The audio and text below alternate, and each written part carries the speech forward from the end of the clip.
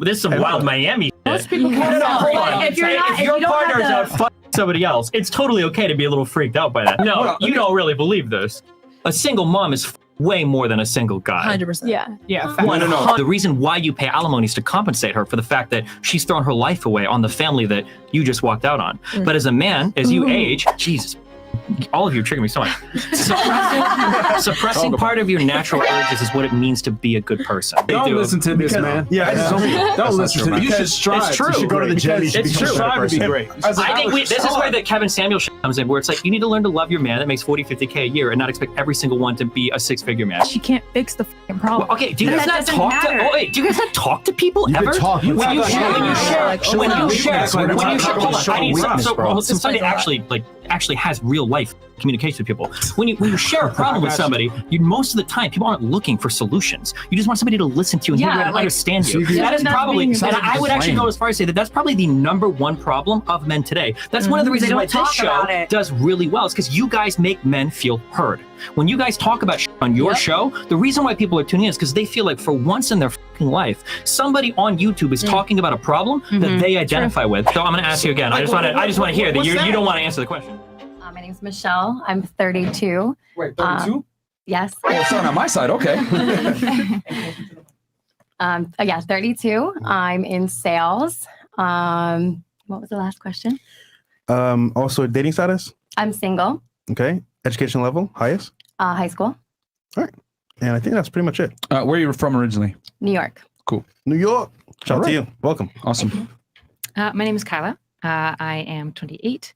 My job right now, I'm kind of in between. So I was previously running a mental health initiative for the government of Alberta up in Canada, if you don't know what Alberta is. Now I'm doing kind of Twitch and YouTube content, and I'm looking at some contracts for psychometrics and kind of data tech. So that's where I'm at for jobs. I'm married. Is that it? I think I covered. How long have you been married for? 4 years. Cool. Awesome. Okay. And then highest education level completed? I have a graduate diploma in psychometrics. So that's like a bachelor's plus a graduate diploma. Not quite a master's, not quite a bit more than a bachelor's. Okay. Impressive. And then, and you said you're originally from Canada? Yeah. Alberta? I'm from Alberta, yeah. Okay, cool. Shout out to Canada, man. All right. What about you? Well, no, not you, MJ. Nobody cares about you. No, I'm just kidding. Shout out to that guy, MJ. Just what about you? Yeah, I'm Melina. I'm from Sweden. I'm married to this guy right here. Okay. Hey. I'm 24 and I live stream on Twitch pretty much. Okay. Awesome. Yeah, that's what I do. Okay. Cool. Welcome to the show. Thank you. I didn't recognize you with the blue hair. And No? I'm sure Chris is happy about this. Yeah, Chris is the Miami forehead, isn't it? So early. Yeah, I am actually a Miami forehead. Okay. Yeah. And then highest education level completed, bachelor's degree, master's, high school. High school. Okay, cool. Cool. All right. What about you?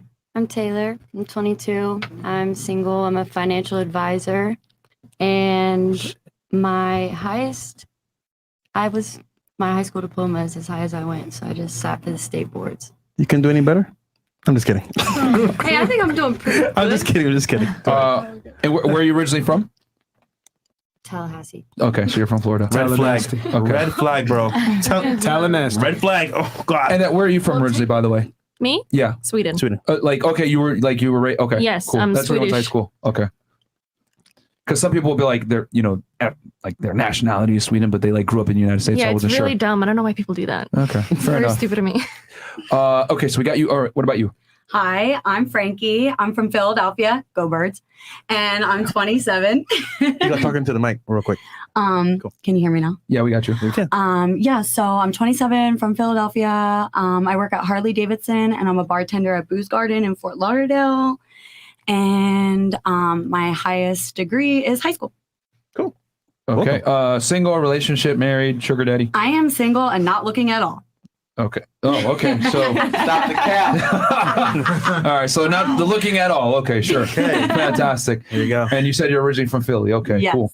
Like Philadelphia for Like- real, or like Drexel Hill? No. South Philadelphia. Okay. Yeah. Born and raised. Yeah, I'm Italian. My family has a pizzeria in New Jersey. Okay. True tri-state area in the house. In the Fantastic. Yeah. What's up, Philadelphia? Born and raised. The playground's where I spent most of my days. Okay. All right. What about you? My name's Angela. I'm from Tampa. I'm 27. I have a salon. You own it? I own a salon. Okay. Salt company, a podcast, and what was the other question? Highest education level completed? High school. Okay. And then relationship status? In a relationship. How long you been? 2 years. Cool. And then where are you originally from? Oh, no, Tampa, right? Yeah. So Tampa? Okay, Yeah. cool. Welcome. What about you? Hi, I'm Lexi. I'm 26. I'm a tattoo artist, if you can't tell. And I do some work in the adult industry. And I'm from Philly. So you do some prawns? You do prawn videos? The mic. Are you the cameraman? More like OnlyFans stuff, but yes. I wanted to see more of your tats. That's why. Okay. Okay. And I'm from Philly. Okay. I'm assuming you're friends with her? That's my bestie. Yeah, we grew up together. Okay. Cool. Okay, out of you two, who's the most trouble? I don't know. Me. I'm always the worst influence. But we have a good time. It's always like safe, crazy fun. I'm sure you do. Yeah. And you said you're single? Yeah. Okay. And originally from Philly? Cool. Yes. And the highest education level completed? High school. Cool. All right. On to the couch.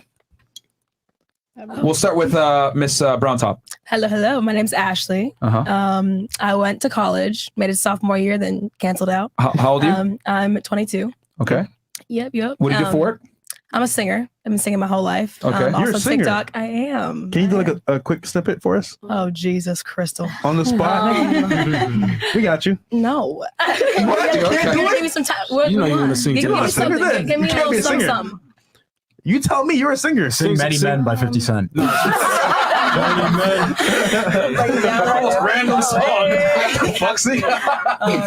All right. Maybe a little special effect later. I'll leave it till the end. Okay. All right. So 22 singer, single relationship. Single. Okay. And then where are you originally from?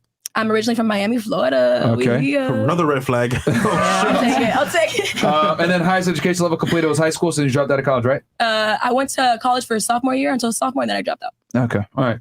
So cool. I think that's good right there. And then what about you in the middle? My name's Anna. Okay. And I am a small business manager, and I am 22 years old. Okay. And my highest degree is a bachelor's degree, and I just graduated. Okay. Where'd you get your bachelor's in? Business management. Okay. Where'd you do it at? Warner University. Where? Warner University. It's kind of near Lakeland. It's in like Wales, Florida. Okay. All right. Kind of like Central Florida. Oh, we're with the hillbillies in Lakeland. Okay, Yeah, fantastic. It was nowhere. I called it like nowhere. Okay. And then single relationship. Single. Okay. Cool. And where are you originally from? Tallahassee. You're from Tallahassee as well. Red flag. Okay. Tallahassee. So are you guys friends with the two Tallahassee girls? The three little chicks. Yeah. Oh, okay. Y'all came together. Okay, cool. Yeah. All right. All right. What about All you? right. My name is Carrie Blackmore. I'm originally from Reno, Nevada. I'm single and I model and I'm starting a lingerie company. And I also just got my real estate license. Okay. I'm 32. Okay. We're 32. Yeah, I know. A grandma. And then I just moved to Miami about 8 months ago. Oh shit, she's corrupted now. I know. She's been here for a while. Yes. Too much time. Okay. Reno, Nevada, single. Okay, and highest education level completed for you? High school. All right, cool. All right, cool. And then introduce the special guest in the house. We can start with MJ. With MJ.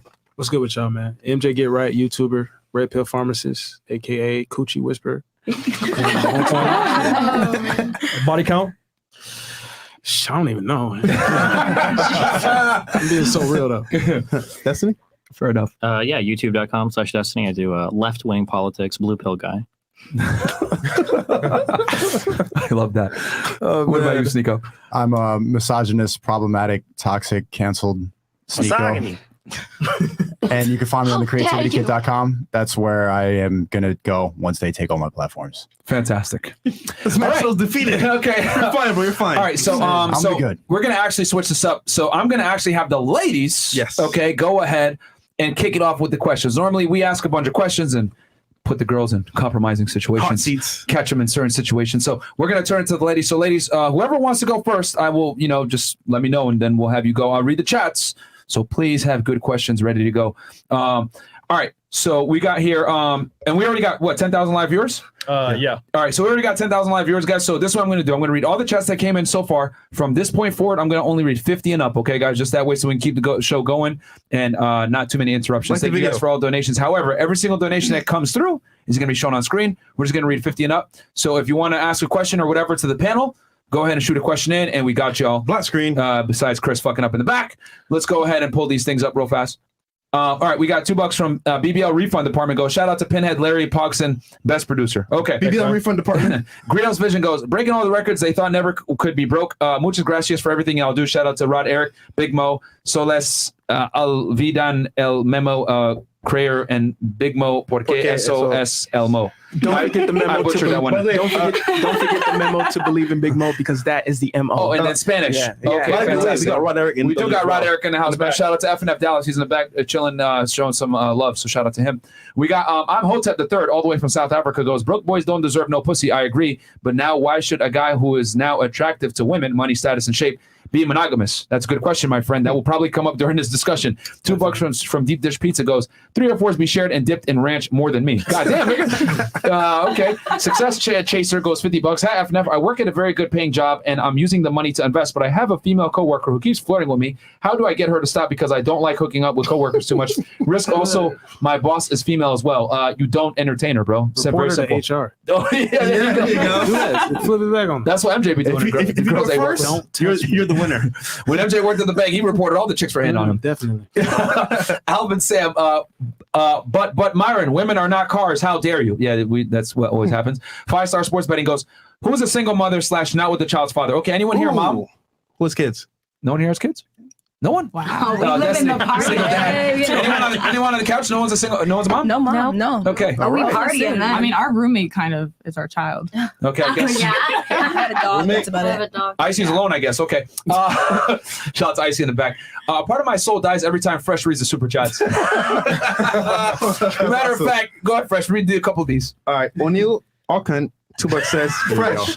Girls plus high value men equal dating show. Check out Pineapple Show. Okay.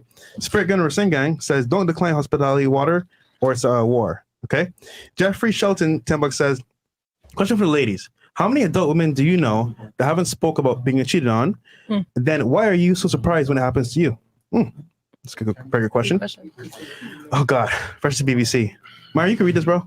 This is kind of weird for me to read this. You can't talk about your own dick. Okay. Which one? Okay. Fresh BBC. Okay. Fresh. The male to female ratio in the room right now is looking a little sus. I can't do my magic and spit game to a hot babe while there's a bunch of dudes. Oh, actually, never mind. We have a Rolls Royce. We're good. Continue on. This snicker, bro. That's Fresh's penis, by the way, guys. That's why it's pitch black. That's so weird. Who does that, bro? Happy. Yeah, apparently your penis made its own YouTube account. The panel is straight 10s on the pH scale. Anybody have a rebuttal to him talking shit about y'all? Oh, wow. Okay, I think he's trying to say that you guys are basic. Caitlyn Jenner, $2. BBL Refund Department, thank you. Rusty Shackelford goes, Red Top is about to get roasted tonight. Chat is going to make her castle herself when these super chats start rolling in. She's on outside. Shoes on outside. Actually, she's pretty pleasant, guys. When can we get Andrew Tate back on the show? Resist a Slave Mine, $20 from Myron, original African-American. Thank you so much. Who knows? We might have a surprise for you. Yeah, we might have a surprise for y'all, but I think he'll be here at the end of the year, guys. Chase Moore, W panel tonight. Destiny Sneako combo is wholesome. Shout out to the ladies on the show, Discord gang. Thank you. Greetings from the Netherlands. Scorpio sucks. Taurus rocks. Okay, all the way from Europe, and that's from Leak My Bowls. That is his name. Waleed Osman goes, Myron, what's the difference between you and Fresh on a dating? At least 3 differences. It's good to see Destiny and Sneako back. Welcome to Miami. Okay. All right, and then I think we got a couple more here. Okay, ladies, would you say it's disrespectful for your man to like other women's bikini pics on social media, or even go as far as considering it cheating? And if so, why? Want to run around the table on that one? Okay. Okay, so we'll go ahead and start with the couch. Miss Reno, Nevada. Yes. Do you think it is cheating for a guy to like a girl's bikini pictures on social media? I think if he's in a relationship, it's just disrespectful. So yes, I think so. Okay. Okay. What about you? In the middle? I feel like it's probably okay at a certain point, but as long as there's not contact, then it's fine. Like everybody's gonna like people's pictures. Okay, so It's completely you're cool with it. Yeah. All right. Okay. It's Instagram. That's what it's made for. Social media. So 2 girls are okay with it. Okay. I think it depends on like the relationship between the two also. Yeah. Right. Right. Yeah. Okay. I'm going to say for me, I'm going to go cheating just because if you wouldn't be okay with me posting it, like if you wouldn't want me posting it for other guys to see, I feel like you shouldn't be liking other girls' pictures that you wouldn't want me posting. So I feel like I'm going to say that's cheating. Yeah. Okay. Okay. Interesting. All right. Absolutely not. You don't think it's cheating? No. Okay. What about you? I think it's cheating. You do? Yeah. Okay. Why so? Because I think that when guys sit in a room, there's a bunch of guys. You guys are usually looking at women. Y'all just scroll with your dicks. It's really nothing. No, you guys don't think about it when you guys do it. So it's really nothing. But for females, it's more of like it goes into depth. So for me, for women in specifics, it's cheating. When you get that reciprocation from a guy. So when you post bikini pics and they see all that, it's definitely cheating. I'm not a fan of it personally. So even though you said it that you think for guys it's just like they're just liking it, it's not a big deal, you still think it's cheating? I'm not a fan of it. That's why I don't date anyone who has social media. Okay. All right. Oh, even a guy. Yeah, I'm not. If I don't do it, you're not doing it. Interesting. Okay. Wow. What Wait, about hold you? on. Do you have social media? Yeah. So- I don't post bikini pics. Wait, what Wait. What? What? I thought you said you don't date guys that, that don't do social media. I just caught I don't. But why do you have it? But you then? have it. Because I actually have a business that involves it. So I can't have a business? I didn't stop you. I don't fuck with you. That's not me. That's that nigga.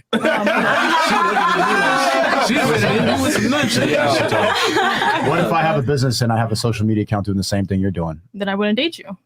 Oh, So why should someone date you? Because if you choose me, then I choose you. But if you don't want it, it's okay. I'm okay with not fucking with someone. Like if I was done with my business, I give myself 2 years. After 2 years, I'm done with this. I have zero ties to social media. I don't care about it.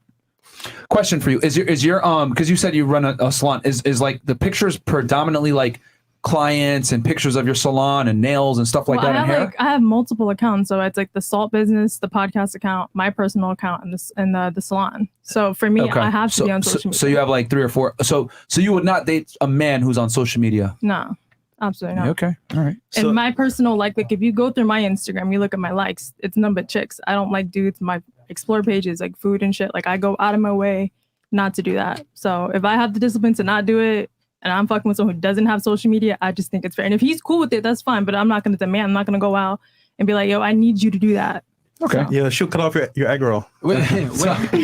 That's a long spring roll. But listen, real talk. So you just said, like, if the guy does a business, like we're YouTubers, okay, we got social media. That's See, what we do. respectfully, like I don't fuck with someone who has like that type of business. Like my boyfriend doesn't do social media because his business is not like that. I respect that. That's your business. Okay. My business also is that. I don't get it. What's the question?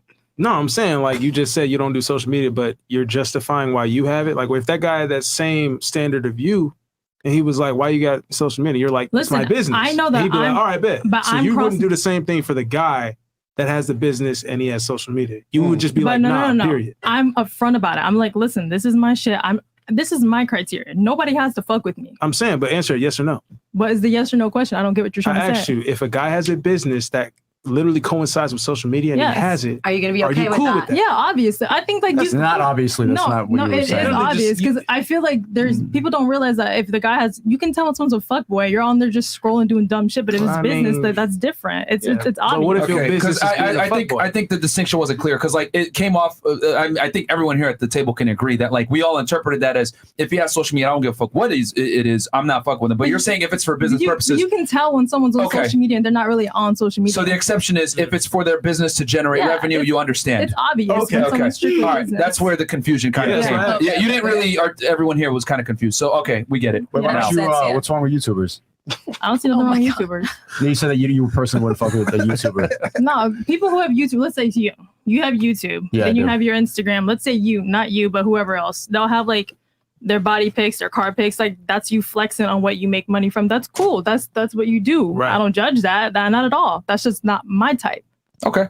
So what? Hold on. So when I DM'd you, what do you think? I didn't think anything. That's your business. Okay. The Rolls Royce didn't work. No, hold on. Because Eric DM'd her too to come on the show. So, but yeah, okay, cool. All right. That's okay. All right. Shout out to Eric. All right. So that's just her preferences. She doesn't like guys on social media. Yeah. All right. Okay, so I am like the polar opposite of all of that.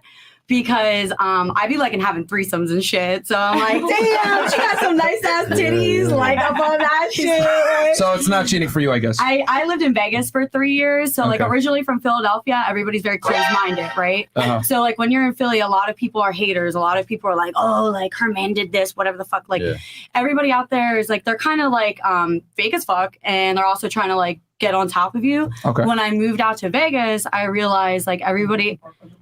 Oh, when I moved out to Vegas, is this better? Yeah. When I moved out to I'm not gonna Vegas, I penis. realized that everybody out there is a lot more chill. Okay. You know, you're kind of like pointed out if you're the one that's like talking shit, right? Because Okay. in Vegas, a lot more people are like open relationship, Yeah. polyamorous, whatever works for them. I So for realized you, like liking pictures is nothing. Then you're nothing like, at all. whatever. It's literally like every single relationship, every person's going to have their boundaries and respect. It's Okay. all about open communication. What works for you, what works for me ain't going to work for y'all. Okay. So out there, I learned that I really needed to like calm myself down and like open my mind. And then I kind of realized like, you know, like my first kiss was with a girl. And I used to like hide that. And then like I got a boyfriend and like out there, I was like, you know what? Like I want to have some fun. Like, because Okay. I'm confident. Like I know what I bring to the table. So if you want to be a jerk and go behind my back and Word. cheat on me, then you're the one that's missing out because most chicks ain't cool like that. Okay. Wait, you're single, right?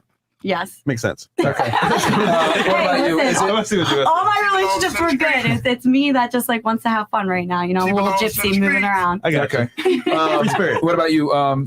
Is it cheating if a guy likes pictures of girls in bikinis? In the past, I would have said yes, but like in my 20s, I'm realizing I don't think so. Just because I think that we all can agree that when you walk down the street and you see somebody attractive, you address that you think they're attractive, whether you say it out loud or you say it in your head. Mm-hmm. As long as you're not making personal contact to disrespect your partner. Does Okay. that make sense? All right. Yeah. It gets kind of touchy, but I guess it just depends on the couple and what has happened in your relationship or whatever. But I don't think a like will make the situation a cheating situation. But if it starts getting one-on-one, a little Okay. more personal, then I think All right. What about you? If think Destiny started liking chicks' pictures. I mean, would be he a problem. fucks other women. Okay. Fair enough. So that's a no for you. That's a no for you.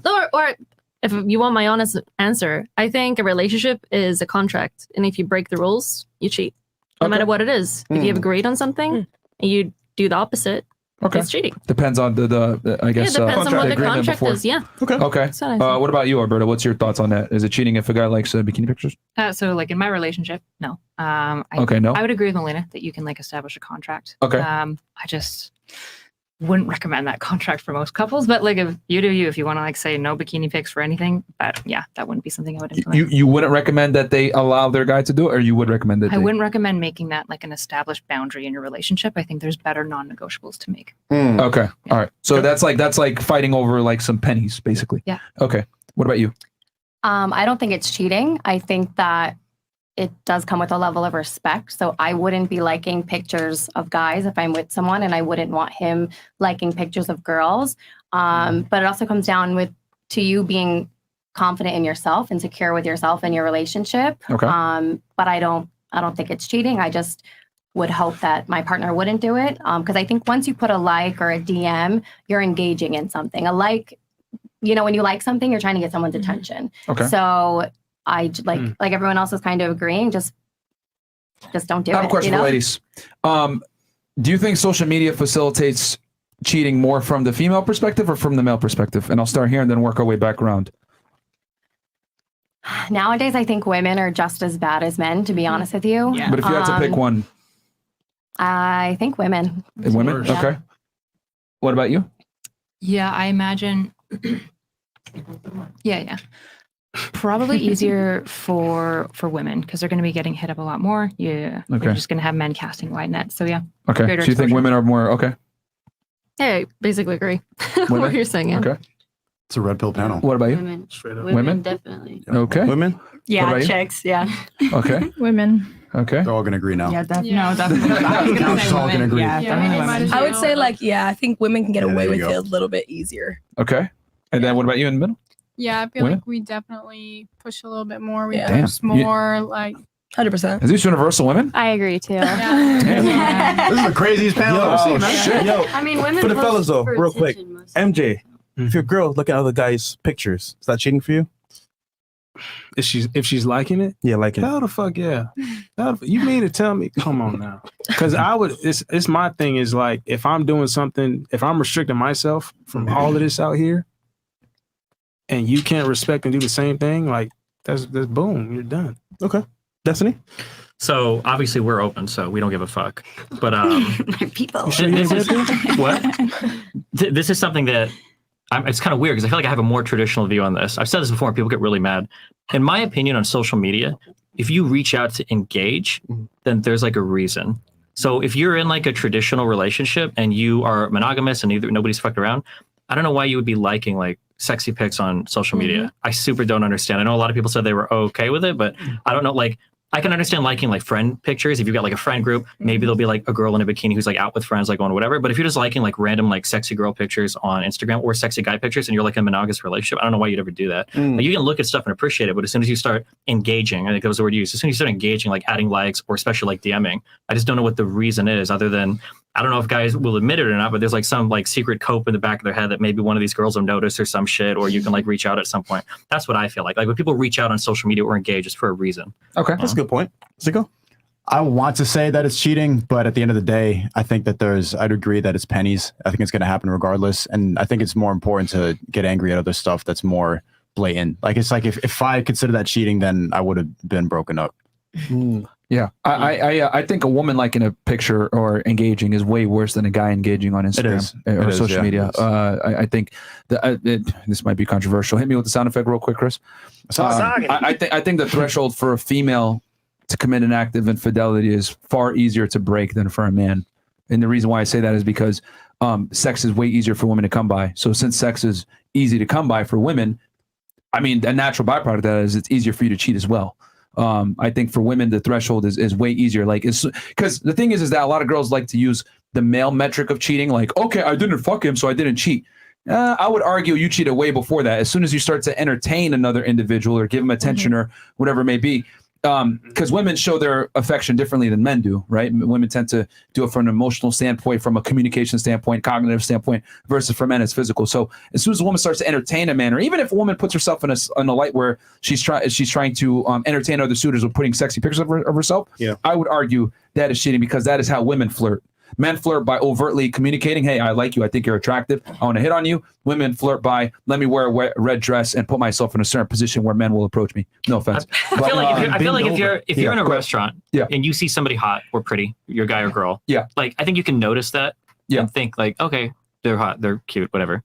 And I think that's okay. Everybody does that. If you don't accept that, you've got problems. Everybody does that. Yeah. But walking up to that person and saying like, hey, you're hot, or hey, you're really cute, or whatever, I think that's a different thing. And that's the difference to me on social media. Like when you're liking a picture, you're like making a choice to engage with it. Like I don't think there's anything wrong with looking at something on social media. But if you're a guy and a girl, why do you have to like the picture? That just seems, if you're in like a traditional relationship, I don't know why you would ever do that. So like why even start with that? I've studied Instagram for like 5 years, right? And it's funny because engagement is very important.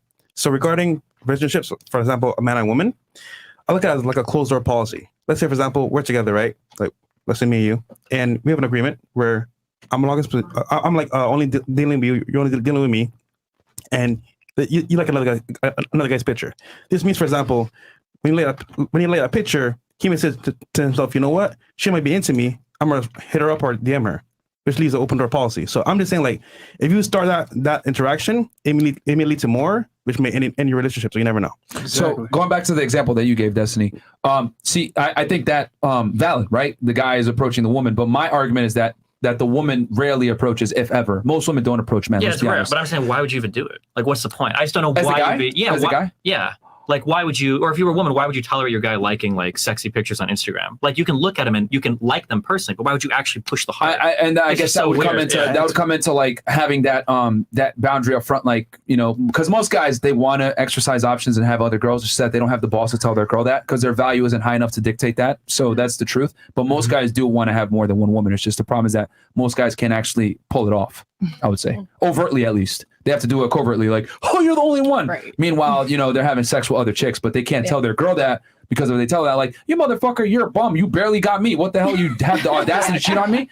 Versus you're an attractive multimillionaire. I'm going to have sex with other women. Well, then at that point, she's got to really make a hard decision. Yeah. Am I going to lose this guy who's a 1%er, less than 1%er, and for my ego, or am I going to tolerate him having sex with other women, but I'm the main girl? And I think a lot of girls, if your value's high enough, will share you. So then the answer is you can like the pictures, but have a secret Instagram account to do it. That's what we're really saying. That's what we're really saying. Personally, I tell guys not to like girls' pictures. I think that's one of the worst things you can do as a guy. Validation for no reason at all. Yeah, she didn't earn it. Like, shoot a DM or whatever, but like liking her girls' pictures, I think is very DM, stupid. that's even farther. Now you're like in the, I hope she responds to me. Now But I mean, as like, don't give her like that validation, like overtly, like, hey, you just make a direct message. I think you're attractive. What's your number? Whatever it may be. And if she declines it, then whatever. Yo, you know what girls do, bro? Yeah, like go ahead. 3 photos of your profile, girls, and a comment, and then that's how you respond to them. It's like, okay, cool, she's into me, I'm gonna respond to her. Yeah. Why do you draw the line at likes though? Why is that you have an open relationship, but likes is something that you have a strong opinion about? I don't care. We obviously don't. We don't care. The two of us. But I'm saying for traditional people. Like, here's my view on. Well, now you guys are on this weird fucking one-ended open shit. So I don't know what that is. But for 99% of the people listening, for 99% of the people listening, okay, for 99% of men in relationships, I think that the goal is to keep yourself out of dangerous territory as much as possible. Because I think that everybody, men and women, will cheat if you put them in the right scenario. It will always happen. You cannot avoid it. It will. I don't care about any of this pair bonding, women loves bullshit. If you put somebody in the right situation enough, they will fucking cheat. It's happened to everybody. So when you start getting on Instagram and you start liking women's pictures, like, you know, you've liked a ton, eventually you're going to want to send a DM to somebody, you're going to start commenting, like, you're just putting yourself down a path that you don't need to go. There's no reason why you need to be liking other people's pictures on Instagram, unless it's like friends or whatever. Like, why would you even What don't you understand about the one-ended open relationship? It just seems wildly like disrespectful. Like, I don't know, like the woman has no respect for herself in a one-ended open relationship. That's what I would say. What does that have to do with respect? If she's happy. Well, if I'm with a partner, I want my partner to respect me and themselves, and I want them to have respect. And what am I getting out of it? Yeah. If I'm dating him, and he's the only one that can see open people. relationship is just crazy. She has to be with me. Yeah, but isn't that like, he's a human? I'm also a human. The only way that works is if you pull a woman that's way less than what you should be pulling. That's what I would say. Because if you're pulling a woman that's on your level, she shouldn't tolerate you fucking around. Why do you care so much about level? Why does that matter in a relationship? Well, you guys are the ones talking about pulling people that are appropriate, right? If you go to a trailer park, you can pull a woman that like fuck level is like in terms of success and stuff like that. I don't look at that. I'm saying that if we are pulling about our level, whatever we determine our levels to be. So for you, it might be like youth, attractiveness, or helps you get just compatibility. Not just compatibility. That's mainly what, if we get along, that's what's most important. It doesn't really matter what her job is and everything like that. If we get along and we like each other, that's the most important thing. I think that's like open communication, you know, that's like having clear boundaries and respect with your partner. Like, everybody's going to be different, right? Every single one of us is different. So if you're with somebody, you need to have like that conversation on what they're comfortable with, what you're comfortable with. It's got we have, and we're comfortable. It's open for me, closed for her. Yeah. I mean, if it works for you, then I don't understand like what the level thing has to do with in your respect thing. Because in my estimation, if I see a one-ended open relationship, then somebody there is way out of their bounds, and that's the reason why they would hold on to it. That's what I would normally view or it to as. just put it. Yeah, but why would you only that? Because a lot of women like to be held down by one man and like to feel protected and that she's safe with them. No shot. No shot. That a woman wants to be protected and not while her man is out other women. Absolutely not. No. Absolutely not. Yeah. I mean, unless you're pulling, if you're Leonardo DiCaprio, because you're Leonardo DiCaprio, you can do it. But if you're 99% of people listening, sure. But like the only way you can do this is if you're pulling somebody that's way, way, way less than what you could. Why don't you try to be Leonardo DiCaprio, man? Because I don't want to be because I don't want to date random fucking people that I dump in like 2 years in or whatever. Yeah. So if you want to be Leonardo DiCaprio, you can. That's on you. But you're asking me why I wouldn't do it. I'm telling you why. No, why not aim for that standard? Why not, if that you're saying that's the highest standard for a man, why are you settling? How are you settling? You're saying that Leonardo DiCaprio could pull that off. You're saying that he's the highest value male. If that's what he wants to do, how old is he?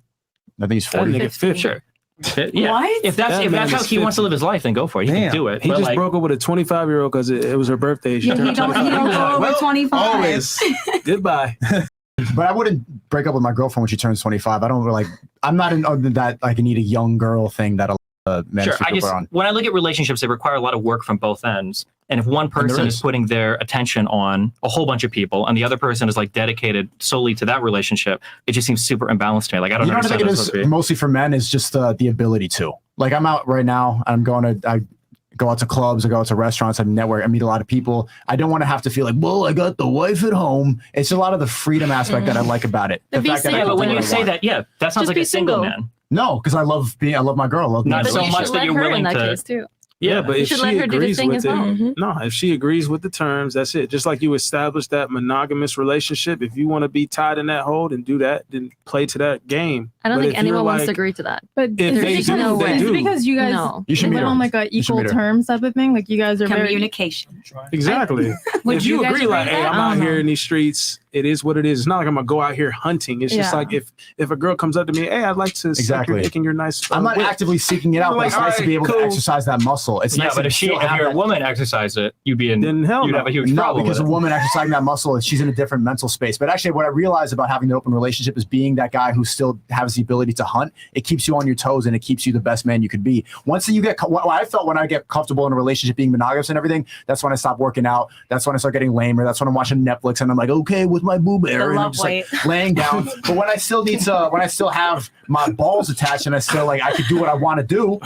I'm a It's better not- boyfriend. So to this is her. like the weird paradox of some of the red pill stuff is that it talks like, no, I'm not including you guys, just talking to Sneako here. You talk about like self-help, building yourself as a good person, like becoming a good man, doing all these things. But it sounds like at the end of the day, you're a slave to No. women's opinions of you. No, I'm You- not. well, hold on. No, You I'm just not. said that if you're not That's hunting not what I'm women, talking about. your No, drive to go to the gym I'm saying it disappears. helps. I'm saying it Why? helps. Why does it help? Why do you need women? Why do you need random women? Why can't your Like you woman just like inspire do you it to do that? yourself. You're Like, in should your it not be mind. the- No, because I'm saying being with one woman and being monogamous kind of brings it down. Like it's like the married guy, like, whoa, got the wife. I would, but the wife. Then just be single. you know those I guys? think it's an age thing though. Destiny, I'm yeah. not Bro, you're in a trying to- disrespectful way. I think it's an age Go ahead. thing though, because if you haven't really lived and fulfilled that sexual department for an alpha guy, you're gonna need your dick scratched constantly, no matter where you're at. It's not even what I'm looking for. I'm not looking to get my dick scratched constantly. I just like to keep the everything. I like the single guy aspect of my life and being in a relationship at the same time. I like being like, yeah, I'm the single guy. You walking out, putting on nice like, shirts. this is like an wearing Cartiers acceptable and shit. I'm gonna respond to that and then you because I don't want you because I'm cutting you off a lot. Just I can see that there are sometimes monogamous couples where both people are like really flirty and they kind of like have fun like that, but they don't actually go as far as like actual making out with somebody or fucking somebody or doing That's things not like that. acceptable. So I think that's okay. But like the need to like have to be out and exercising options on just one side, it just those relationships are always gonna be super fucked. Unless you've got that girl, like you're so many leagues ahead of her that she knows that she can't find anything even close to you. That's what I think. Why you don't? I don't think in terms of leagues. Like that's a female idea that you're applying. If she to a can find relationship. somebody even remotely similar to you, though, who's not going to be walking out on her to go f other women, she's going to exercise that option. She's going to leave for somebody because else. She's He's talking about a three. All right, so, What were you gonna say? Destiny. MJ had a point. Go ahead, MJ, Destiny, please. here's my thing, bro. You were like, you're kind of hinting at like this fairness because you're like, hey, Sneako, bro, well, she should be able to do the same thing. It's like, bro, what's fair? Let me ask you this. I'll pose this to you. What's fair if it's both side open-ended, but you know a female has just, she outbounds you by leagues with the amount of dick she can get just walking down the street. Facts. But if you pull up outside, hey, who wants some of this dick? It's gonna be crickets. I mean, you know what I'm saying? You know what I mean? You don't go into open relationships. Huh? Don't do an open relationship. What- but what Yeah, I'm that's saying- an easy one. bro. But I'm telling you, just like you like to throw out statistics, like a 99% of men are literally outbounded by leagues just by a 7, like a woman that's a 7. A regular chick can get so much more sex than a guy who's a 9. Yeah, I understand It's that. not even I comparable. agree with you, but So I'm that's still. not But I'm just fair. saying, In it's that not sense, about it's fair. not fair, Well, no, though. what's not fair is if you're walking out to go f other women and introducing all sorts of who I knows didn't say what. I was going out. No, to I'm do not that. saying you. I mean you in general, not you. I Not know you. what you Yeah, mean. but I'm saying on the one ended, like if one guy is going out, he could be getting STDs, he could be knocking other women up, he could be starting a whole bunch of fucking drama. There's all this shit that he's doing so that he can have fun while the woman is at home taking care of the house, at home chilling. Like, how is that fair? I don't see that. Okay, so I will. Let's go ahead, MJ, and then I'll go after you. My bad. Go ahead, please. Bro, first off, the world is not fair. None of us are born in fair conditions. That's number Preach. one. True. Number two, it's like this. I'm a boss. So I'm gonna be out here doing my thing. It's not like I'm looking to get play, but if a girl comes up to me like, yo, I just left the gym. Hey, your car's nice. I'd like to suck your dick in your car. And I'm just gonna be like, hey, well, I can't do this. Got the wife at home. Sorry. I gotta cuddle and eat Gotta Halo watch ice cream. Netflix. Watch Disney Plus like that. No, I'm not finna do that. Like you gonna suck this Johnson, and that's cool. And I'm gonna go back and cuddle treat with her my like- wifey. Yeah, I'm gonna do this. And I'm even happier. Hey, just got my Like, how you doing? Hey, good day. But she got to be like, she just has to respect that I'm still gonna bring that that's a one-off, and it's because men and women look at sex differently. Yeah, like it's all about maturity too. Because like you have to be mature to like understand a relationship like that. If you're immature and you're freaking out, like it's not going to be okay. It's totally okay. What are you? This is some wild Miami. Most people can't. If your partner's out fucking somebody else, it's totally okay to be a little freaked out by that. That's a totally normal human reaction. But what I'm saying is like when I was out in Vegas, you have those types of couples that are actually totally okay with it. Just on the one side, on the one. Like it's when there's like only one guy, there's only one hooking up with girls. All right. So can I jump in on the one-sided thing? Sure, if you want to. So I think nowadays with some women and their mindset of dating is, oh, the dating world is trash. There's no good men out there. So when it's one-sided like that, it's in some of these women's heads is I found a good guy that meets pretty much everything that I want to cross off, and okay, he wants to be open and do X, Y, and Z. She's okay with that because she's getting the bills paid. She has a house, and she's taking care of the house. She's cooking the food. She's cleaning. She's doing the laundry. Nowadays, unfortunately, like to say is there are some women that are okay with that. And as a man, I've always been okay with that. Yeah. Well, okay. That's not even true. But as a man, I know girls that literally have kids and like they're on their third kid and they're just like, I don't want to deal with it. The women don't choose. Can I ask you guys a question? Let finish your point and then go ahead.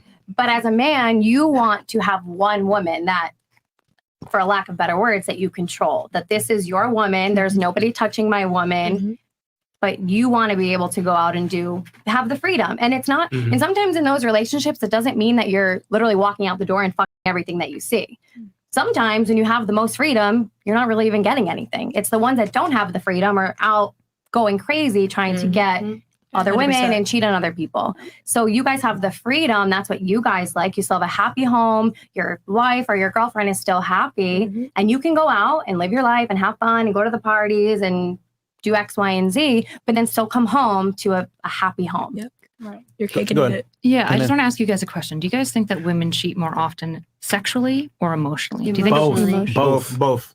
Hell the fuck yes. Yeah, both. I would say both. There's actually some data that came out. I think we're reacting to it a couple days ago, where they found that women are committing infidelity at higher rates. And then I would argue that's just with the sex part. I would argue women commit infidelity at an easier, like I said before, the threshold, just from being open with your sexuality to other men, like advertising yourself out there. I would consider that cheating, because the way women flirt is not the same way that men flirt. So we have to look at it through a female paradigm and a female lens, which is women don't overtly communicate their attraction to the opposite gender. They do it covertly. So we have to use the female lens of what infidelity probably is, versus for guys, you have to actually go out there and get rejected by 20, 30 girls before you even get laid by one, assuming your game is tight.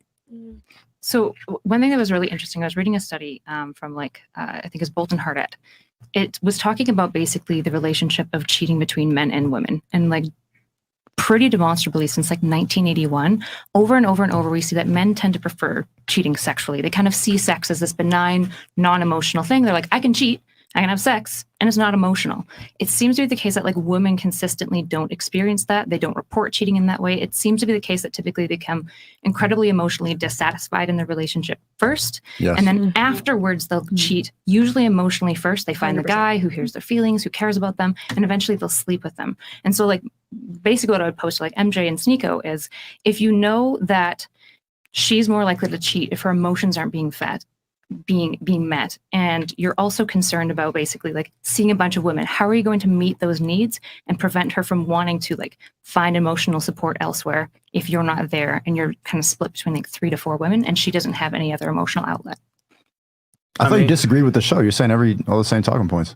I thought you disagreed with the show. You're saying all the same talking points. Yeah, there's some stats. I'm not here to be hey, she's everything posing a they say is question wrong to us. But I'm curious what you think about that. You want to go? Yeah. How are you going to meet the emotional needs of your woman when you're? That's why I know that I'm comfortable in this relationship. And you're saying that there's a lack of respect and that there's. No. Her question was, how are you going to meet the emotional needs? Oh, okay, go. Yeah, so I meet all of her emotional needs. She's very happy, so that's why I feel comfortable having the relationship open on my end, and she's good on hers. But I meet all the emotional needs. I take care of her. I give her attention. I provide for her, keep her safe, hold her hand. Yeah. do everything, kiss her goodnight. Hey, poopy poo, Does she want to hear about the other women? No. So we tried that before, and it's at first the lying, like keeping it secret, annoyed her, and that was like, why are you sneaking around my back? So she wants to be aware of what the situation is, but ultimately, I think most women cannot handle the truth. Mm-hmm. They don't want to hear about it, so they want to know, like, okay, this is what it is, but I don't want to hear too much about it. And if you get it too invested into one girl, it's like, can you just block her or something like that? That happened recently. No problem. Block her. That's fine.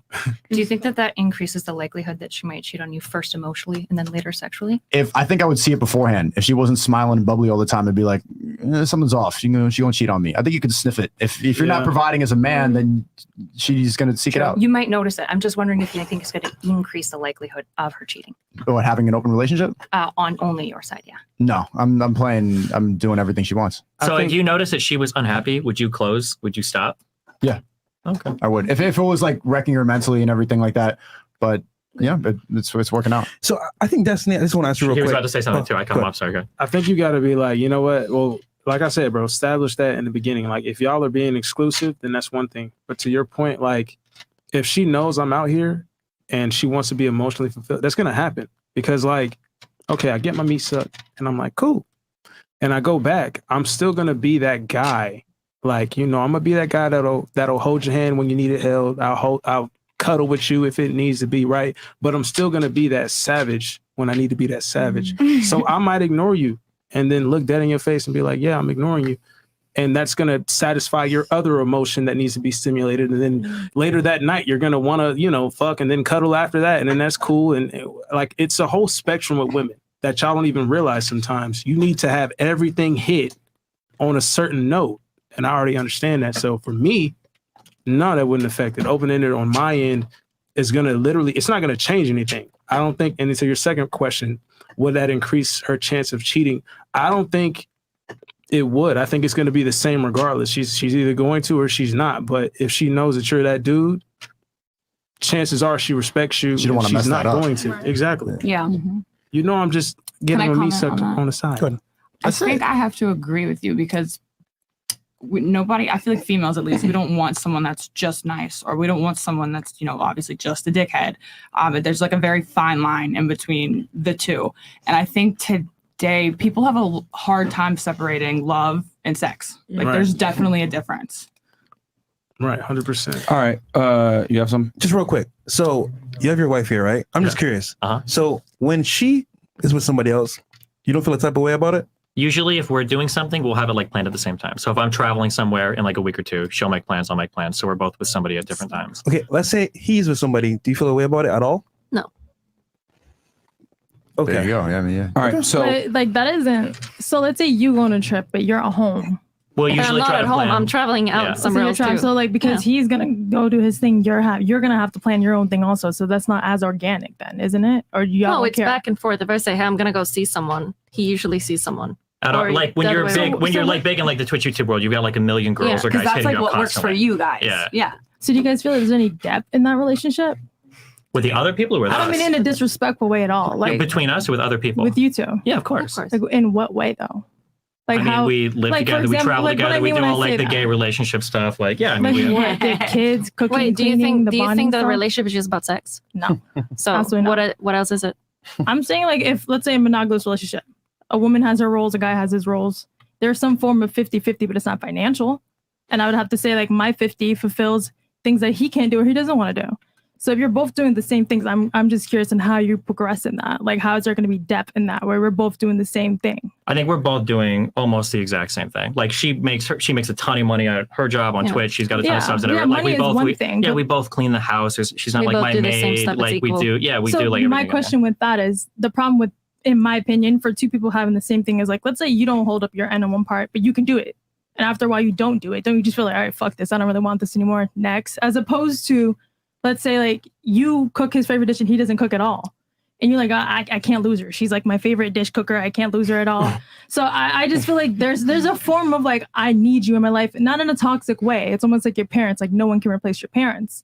So when you have two people that are equal to that extent, it's almost, there's no liability. There's almost like, you cut me, I'm gonna cut you back. If you're cool, I'm cool. But like to what extent, there's no depth in my opinion. I'm just saying. Like, what if you meet another Twitch person that has like blue hair and does almost the exact same thing with like one top notch? So I understand what you're saying. Let me try to phrase what you're saying, then you can tell me if I understand. Yeah. So you're looking at relationships where both ends are unequal in some way, such that one person is like satisfying a huge deficit of another person. So you might have a husband that I'm making stuff up. Like you really want the house painted, the gutters cleaned, and he can do that really well. You can't do that at all. But you are like an awesome cook. You can do like a ton of stuff around the house, and then you guys have that type of relationship. I understand that. I respect that. I think it's really cool if people have relationships that work that way. Me personally, I don't like that kind of relationship. Like I'm looking for somebody forever. I like people that are like on my level for everything I want to do. Like if I want to record. How old are you? Do you mind me asking? I'm 33. So you can see yourself flying and fucking strangers up to like 40, 50, 60. Like that doesn't bother you? I don't know how long I want to do it for. Like it's tapered off a bit. Like last year was way more active than this year. Which like so then you can see yourself slowly like changing in eventually, because it's almost like that's a fundamentally different question on how long I'll be interested in like fucking other girls versus like the type of partner. I get that even if my relationships was totally closed, right? So like we've had conversations like what kind of relationship we have, whatever. Even if it was totally closed, I still want somebody that looks like a partner to me in most ways. Like we're not like fulfilling each other's deficits so much as like we both are on the level to do a lot of shit together, like career wise, household wise, travel wise, or whatever. We're both like on the same level to do that. So you want a friend? Roommates. I get like a best friend, right? Okay, here's the thing. I mean, you know, obviously Destiny has his relationship, but we don't have to focus on that because obviously the whole conversation started with because Destiny disagrees with the whole one-sided thing. And just for all the ladies here, basically, you know, me, Sneako, Fresh, I think MJ as well agrees with this, that men, if you're going to be in a relationship, the guy can be, you know, open and the woman be closed. And I know that obviously draws a lot of criticism. That's sexist, that's misogynistic, that's whatever. So I'm going to explain why it works on the male side. However, it does not work on the female. So I'm going to break this down from the beginning, from the foundation, and then break it down why it makes sense. So for us to understand this, we got to understand, number one, men and women are different, correct? Could we all agree that we're different? Oh, yeah. Okay. Yeah. So would it be fair to say that men and women have different sexual strategies? Yeah, men are like more animalistic in their instincts, and women think with their heads. Yeah. Incorrect. But anyway, that's fine. I'll go through this systematically with you guys. So men want open sexuality with as many women as possible. Women typically want security from the best man that they can get. So in other words, men want quantity, women want quality. Okay, fair enough. Can we agree on that? Yes. Okay, next. Now that we understand this, when a woman does have a man that she wants, she typically wants security from that guy. Let me ask you ladies a question. If given the option, would you prefer to be having sex with multiple guys or having sex with one guy? One guy. Okay, pretty universal here. That most of the women here prefer to have sex with one guy at a time, correct? Right, and preferably that guy will be providing you the security as well, correct? Except her. Okay. I don't. I sleep around. Okay, with and that's men and women. and that's fine. And that's fine. I like being single. But would you prefer to have one guy and then sleep around with women, or do you not care? It could be men or women. It could be anyone. Okay. Yeah. So for the majority here, though, the majority of the women here want security from one guy having sex with one guy, correct? Yeah. Okay. Now for the guys, if left to your own devices, you would want to probably have sex with multiple women, correct? Would that be fair to say? True. Okay. Amen. So now that we've established the foundation that men want sex with quantity, women want sex with quality, and they want to adhere to that, my argument is this.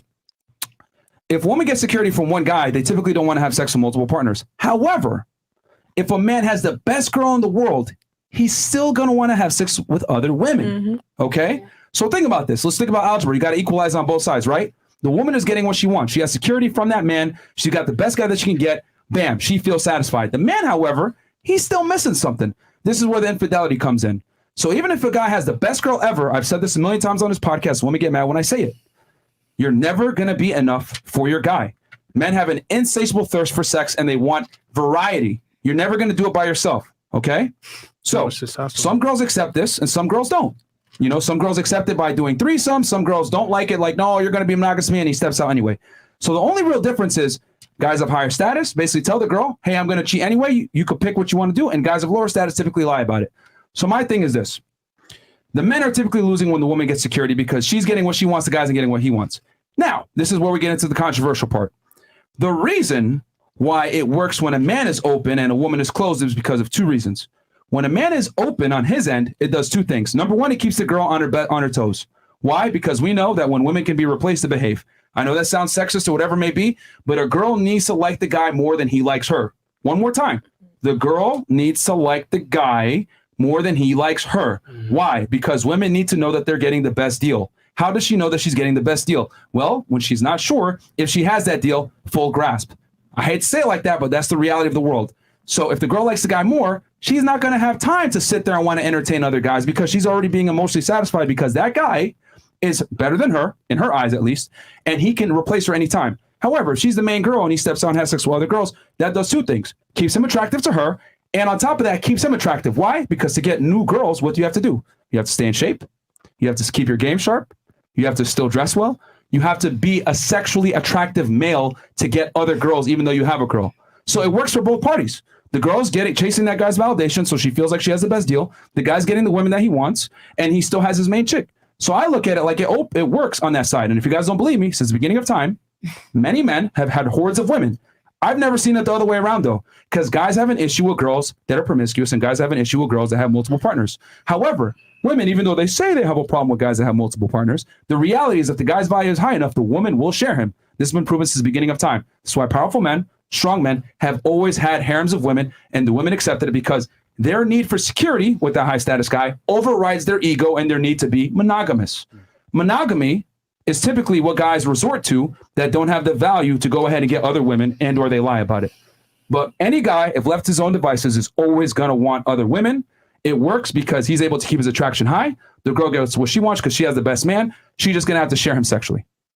If the guy is that worldview is totally okay with me, as long as you're okay with the woman upgrading as soon as she finds a more financially successful guy. You have to accept that then. I agree. Okay, so the second she sees somebody, 100%. that can offer her more security, more financial whatever, and she sees a guy and then she leaves, then that's fine. It's and then more than just finances when you talk about security. No, it can't be. If you want to do the Evo Psych bullshit, it's just about security. Security is not finance. Security is mental. It's if you want to talk about other types of security, one security is that your man won't step out on you. That's a big piece of security for a lot of women. That you know that your man can go to places and he's not going to fuck around. That's a big piece of security. But you don't want to provide that security. You want to talk only financial, only stability. If you want to do that, that's fine. But if she finds a bigger castle, she should be able to leave you, and you can't really. So I should let me delineate a little bit what I meant by security. So obviously you're providing for her, right? What I mean by this is you're providing for her, right? She has the last name. She has the house. You have children with her. She has these tangible assets to her name that protect her position because she knows she's the main girl. She's the one that you actually bring out. She's the one that gets the ring. She's the one that gets the gifts, etc. The other girls just get dick and nothing else. So that's how you assure that woman feels that security, because at the end of the day, if she feels all you really got to do is make a girl feel special. And once she feels that you've invested in her and she's also invested in you, because remember, she's chasing your validation. That's why it's so key. I tell guys all the time, the girl must like you more than you like her, because she needs to feel like she's getting a good deal. And the only way she's going to feel like she's getting a good deal is when she feels as though she's not sure where she stands with this guy. I hate saying like that. I don't understand. It feels like such a male centric. Like, how do you feel secure when your guy could walk out and knock up another girl? What is 100%. Secure about that? Well, I told you the having the house, the last name, that doesn't keep you from knocking up another girl. Last name doesn't keep you from knocking up another girl. That's true, right? That's true. But here's the thing: that guy is going to be heavily punished if he leaves you. Because we live in, obviously. Well, hold on, no. The woman is punished. Yeah, favors women to keep the kids. Oh my gosh! Of course. No. But the guy. Hold on. No, you don't really believe this. A single mom is way more than a single guy. 100%. Yeah. 100%. No. But here's the thing. What? So you were just talking about finances. Is this new? Single fathers get. No. Let me address that. Let me address that because I see the argument he's making. He's saying like, well, you'll make her a single mom, and that sucks. My argument is that there's a reason why the phrase "it's cheaper to keep her" exists, because most guys will stay in the relationship with the girl even though they're miserable, because they know if they divorce her, especially if they're a breadwinner, which again is a big part of you staying attractive, you're going to lose half of your assets. You're going to lose your children. You're going to have to pay her alimony. So most guys are not going to leave their girl. So is what I'm trying to say. You have to pay why do you pay alimony? If you're married for more than 10 years, you have to. I'm asking why you pay alimony. You have to keep her lifestyle at a certain level when you were together. No, it's because she's forgoing her whole career in order to do the children thing. So when you leave, the reason why you pay alimony is to compensate her for the fact that she's thrown her life away on the family that you just walked out on. But as a man, as you age, you're a 35-year-old dude, you got kids, nobody gives a f. You have kids in that moment, nobody cares. You're still fine. And not only that, but you had a woman take care of your kids the whole time, you can build your whole career. You don't lose anything. If you walk out of a relationship and you're both 32 years old, the woman has 2 kids, it's right. You can laugh, but you guys will say, like, how many people here know somebody that like how many people knows a girl who had a baby daddy walk out on him that never child support is Never. right? But Everybody knows that. So to act like child support is a 100% thing. Also, you're talking about splitting assets, breadwinner, all that shit. People making $45K a year aren't thinking about this shit. People making $35K a year aren't like losing their $2 million nest egg at 27 when they leave their baby mama. A lot of these women don't even go to court. A lot of them don't even get married, right? But Destiny, you're missing my argument. Isn't that divorce sucks? My argument is simply that men are less incentivized to divorce women, especially when they've had children with them and they've married them and given them like some semblance of security, because men understand that divorce destroys them and women have everything to gain. So that's my argument. Women initiate 80% of the divorces. Guys rarely initiate regardless divorce. of who initiates it. I'm just saying that after divorce, you guys should even believe this in your red pill ideology. A guy who gets divorced, the years that he spent building his career benefit him. Him being single at 30 or 35, that's beneficial to him. The woman having kids is a huge baggage to her. Not having any income is huge baggage to her. If she's looking for a new guy and this guy knows that she's hopefully getting child support or alimony from somebody else is going to be tied in with for the rest of her life, like it's a huge load of baggage for the woman. But the guy's not going to initiate the divorce. Is what I'm trying to say. It's the guy. If the guy is able to step out and cheat every day, of course he's not, because he doesn't give a fuck. He doesn't need a divorce. But she still gets the security. Is my point. But she doesn't want a guy that's not be faithful or loyal to her, not like around like. I established that a woman, if you put it up front, your value's high. Again, most guys can't pull this off. For 1%, yeah. If you want to talk like the 1%, sure. But for the 99.9% of people listening, it's most people at this table. Most people at this in this whole panel, we just went through it. Most women are okay with it. Okay, if we want to do like advice for YouTubers, if we want to like crowd in and just do for guys that are making like big 6-figure, 7-figure we're encouraging people to become high value men so they can get to this point. All we're saying, but 99% of people listening aren't going to be in this. They're not going to do that. But not everyone is going to reach that. I think there's got to be winners and losers. I'm just saying that it's possible, and guys can definitely do this, and women will share you if your value's high enough and you know what you're doing. My thing is that it always works when the man has the leverage. That's my main argument. Yeah, I agree with that. The leverage. What if the girl just likes it? Like sometimes girls just like hooking up with girls. I understand that, but the whole point here, remember, the whole argument, let's bring this back to where this started. The argument is simply this. It works when a relationship is open on the male side and closed on the female side. It doesn't work the other way around typically. I've tried every single type of open relationship. Men are naturally, not attracted to women that have sex with other dudes. Now, there's some guys out there that can tolerate it for sure, but most women want to have sex with one guy. Most guys want to have sex with multiple girls. So both people are able to establish their sexual strategy, assuming the guy's value is high enough. He knows game. He has game and his value is high enough. And the girl understands her place. You got to be open about it, of course, and most guys can't pull this off. But what I'm saying is that guys are going to cheat anyway. It's just that some of them do it surreptitiously because they don't have the value to tell their girl overtly, I'm going to step out on you. So one thing I wanted to clarify, when you're talking about like you're providing for a woman, you're talking about mostly tangibles, which is inherently connected to money, correct? Yeah, but of course you're providing for her emotionally as well. How are you going to do that well when you've got like 20 other women on the go? Not especially when you're not saying going to have 20, but you can still do it. It's not on the roster. It's just like once in a while, you just want to get dick sucked or something like that. You want like two or three, or is it just like casual sex? Just casual, and really the repeated thing is when she starts getting her emotions involved and stuff like that. It's better to keep it like 1 or 2 or 3 times. Do you think it's easier to feel emotionally connected to somebody that you trust, or to somebody that you inherently can't trust because you know? No, that is trust. If you establish that this is what we want in the relationship. How do I trust you if I know that you're going to replace me? No, I don't want to replace my girlfriend. Okay, maybe I should orient my conversation then towards Myron instead. Okay, go ahead. So I don't think Myron doesn't want to replace the main chick either. Yeah, so ladies, you got to understand that for us, and I know it's kind of difficult to understand a little bit because for you guys, sex is emotional. You can't fathom the fact that you're having sex with someone without some kind of emotional tie. Not me. But Seriously. You can't just say all women here. You can't say that. I'm saying in general, most women have an issue with having sex with multiple men at the same time, and we established this earlier when I was asking my line of questioning. So what I'm saying is that since most women have an issue with that, it's very difficult for them to grasp this concept that having sex with other people but having a main girl. Now, you may be able to do it. You're able to do it with Destiny, but a lot of women aren't able to do that. Most women don't want to have sex with multiple men at the same time and or multiple partners. They want to get security from one guy, have sex with that guy, emotionally build with that guy. But what I am saying is that men are different. We can love you and have sex with another girl. And what I'm arguing is my ability to have sex with other girls and even enacting on that ability makes me more attractive to my girl because women are very attracted to something called pre-selection. But men, however, are not. That's why I'm saying it doesn't work on the open side for the female, because a man doesn't need a cosign from his guy friends to know a girl's attractive. As long as you're specifying, that's for like the 1%. Because to 99% of women, their guy fucking another woman is the least attractive thing in the world. No, that's like I disagree. She becomes more attracted to that guy. If she is actually into like the fetish of like cuck queen or whatever, maybe it's not a fetish. No, For the men at home listening, if you cheat on your wife or girlfriend, she's not going to find that attractive. That is some wild shit.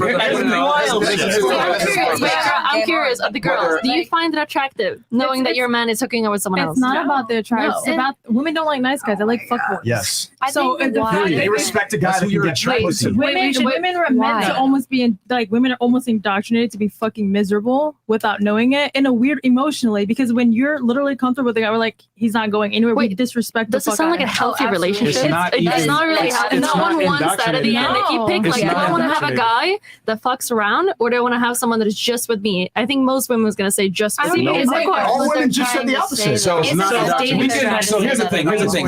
We can say that, but the reality is, women are primarily hardwired to men that can replace them with other women. Because here's the thing, they've done this with chimpanzees. They had a chimpanzee, right? A male chimpanzee by himself, and chimpanzees are the closest to human beings, by the way.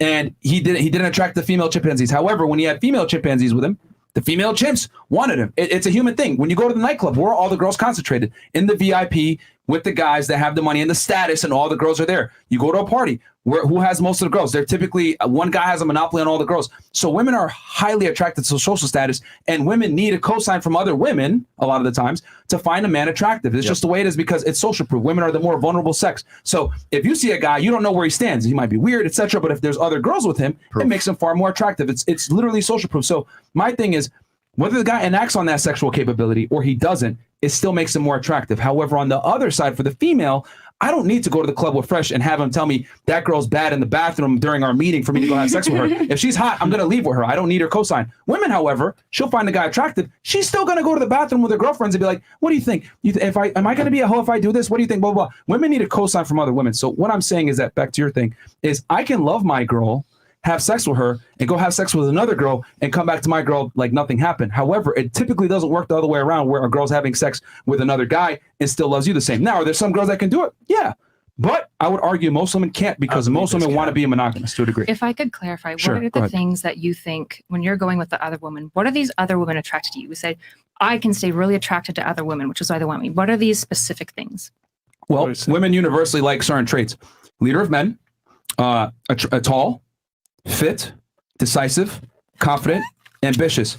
These are typical, and there's a bunch of other traits as well. Light skin. Light skin. Actually, no, you're wrong. Black. So if a man possesses these traits, he's going to be attractive to a while, and obviously income and the ability to provide security and social status. So if a man has these things, he's going to be attractive to a wide demographic of women, and the more attractive you are to a wide demographic of women, other women want you. Look at Leonardo DiCaprio. He has a terrible reputation according to women. Won't fuck a girl over 25 or won't date a girl over 25. He's a womanizer, etc. But why do the women keep going back to him? Look at Dan Blazarian. He's taking pictures with hordes of women. I've always said it. This is going to be offensive to ladies here, but having bitches is passive income to get other bitches. I hate to say it like that, because women, when they see other women with you, they automatically assume you're cool and you're fun, and they want to get to know you because it creates intrigue. Men don't need that, though.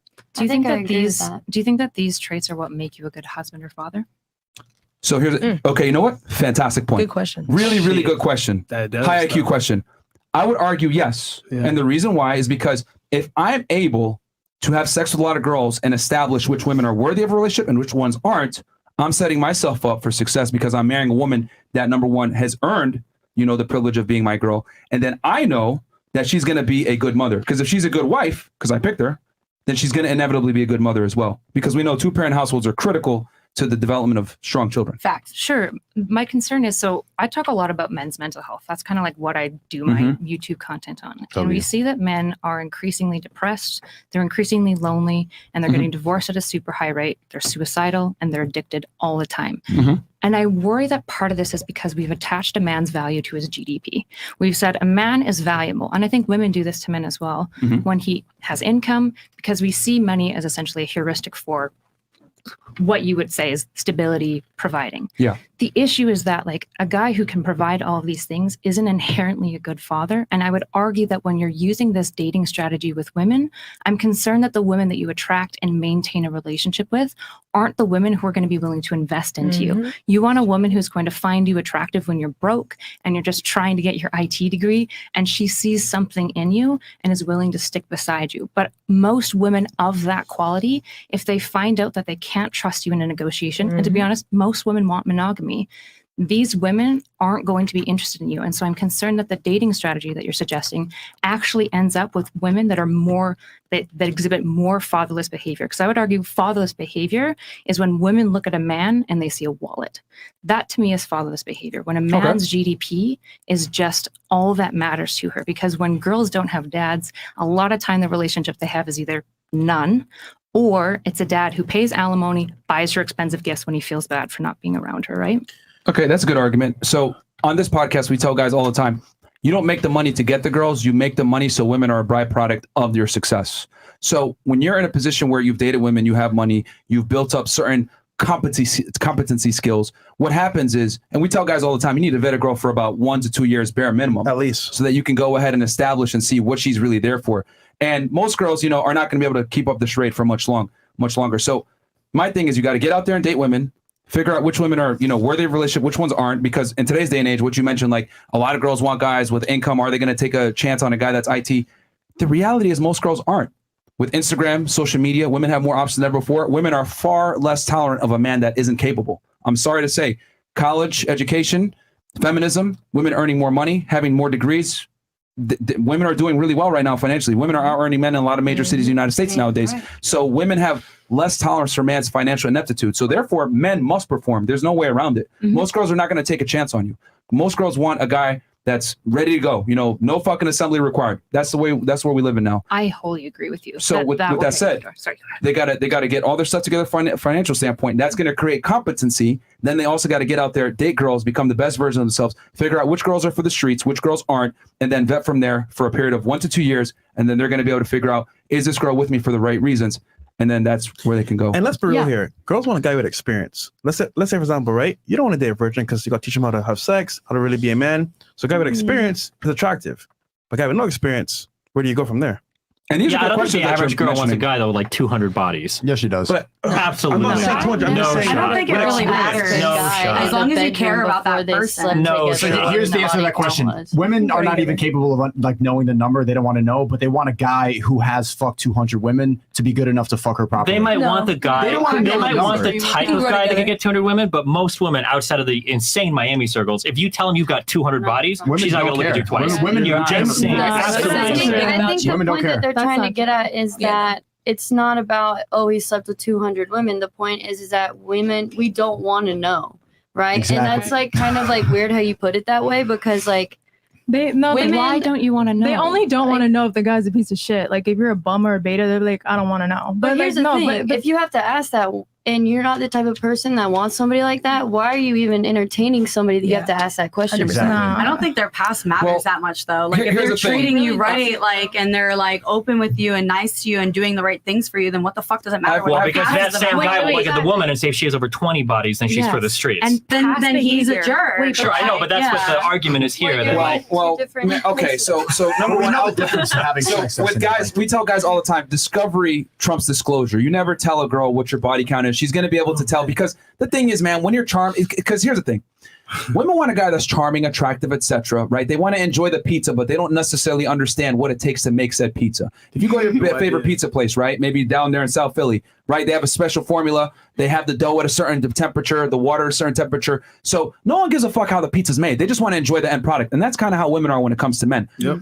What they don't realize, though, is for that guy to get to that point where he's charming, he knows how to say all the right things, his place is nice, he dresses well, he knows what cologne to wear, whatever. It comes from experience. It takes from a lot of trial and error, okay? So you might have to get 50, 20, 100, 200, 300 bodies, whatever it may be, to become the most charming guy. And the reality is, any guy that's extremely charming and good-looking, etc., more than likely has a high body count, and he got it through experience, through trials and tribulations. So my thing is, most guys are not going to disclose, I had 300 bodies. But what I'm saying is that if a woman's with a man that she loves and admires and respects, and they're about to get married, right? And he proposes to her, and then they go on their honeymoon, and she finds out the day before their wedding, he had sex with 300 women, she's probably not going to call off the wedding. However, let's reverse it.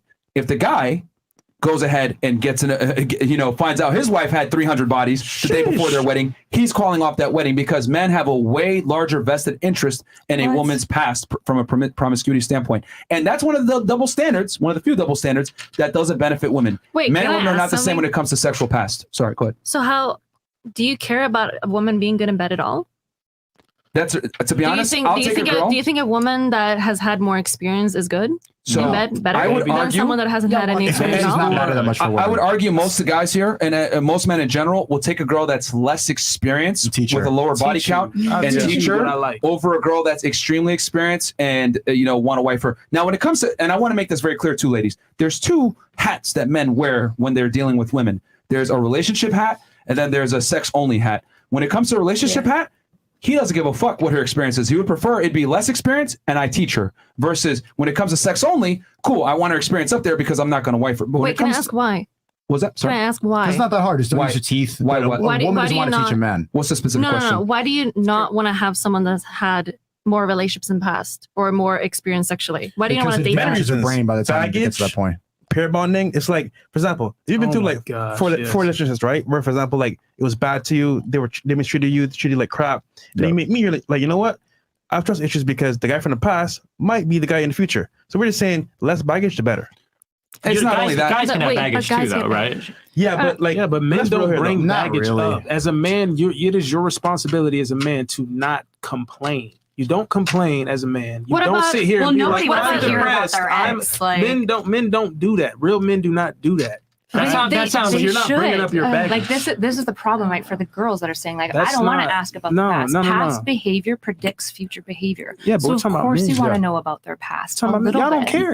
Women don't but men care. don't like to talk Men- about any that. men here Isn't listen, that the men, problem, women do though? not care about your feelings. They don't care about if you cried today. They don't want. Matter of fact, that The turns them wrong off. women. They pussy dry up. I would say the wrong women. To go back to her question, as far as like why is that it? Wait, can I ask another one then?